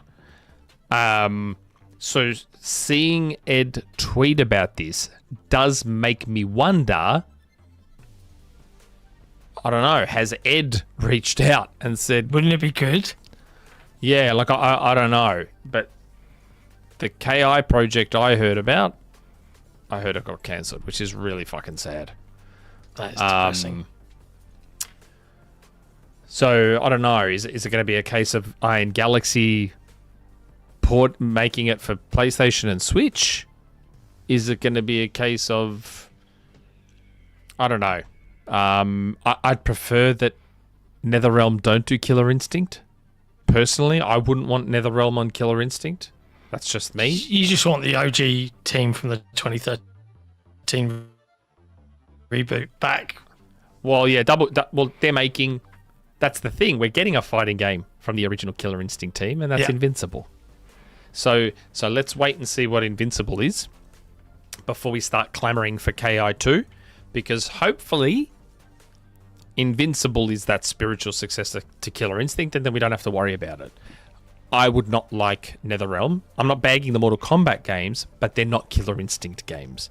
And I don't want that style of fighter to be what Killer Instinct is going forward. That's just me. I get it. Totally get it. And that's it. That's it. That's the end of the show. Oh, we're getting predictable in our old age. I just noticed on the YouTube stream, Memeberships question corner. you earned this, patrons. Big thank you to everybody for hanging out with us on this wonderful Saturday evening. I think it's actually like 2 degrees in here, like centigrade. It is fucking freezing. Really? I'm hot. Yeah, man, it's really cold. Jesus. I am a chilly boy, and I am a tired Another long show. lad. 2 long shows in a row. Yeah, it was nearly 4 hours. I wonder why. There's always stuff to talk about. But it's been fun. So big thank you to everybody for hanging out with us and all of that jazz. We will make some noise and publicly launch our memberships for our memberships probably on Monday if everything goes to plan. But there's lots and lots of work still to do. But big thank you for everybody that's supported it so far, because it's cool. And we hope you enjoy the features that we will bring, because they are good. Yeah. We'll be back on Tuesday for some headlines and some news to see what's happening in the gaming industry. A lot of stuff coming out the rest of the month and into March. It's just it never carnage. stops. So not the rest of the month, month's ending. There's a lot of stuff coming in March. Yeah. We'll be there for some of it, probably. Until then, be good to each other. Remember, above all else, it is just video games. And they're kind of fun. Ciao for now. Ciao for now from Mediterranean. World premiere.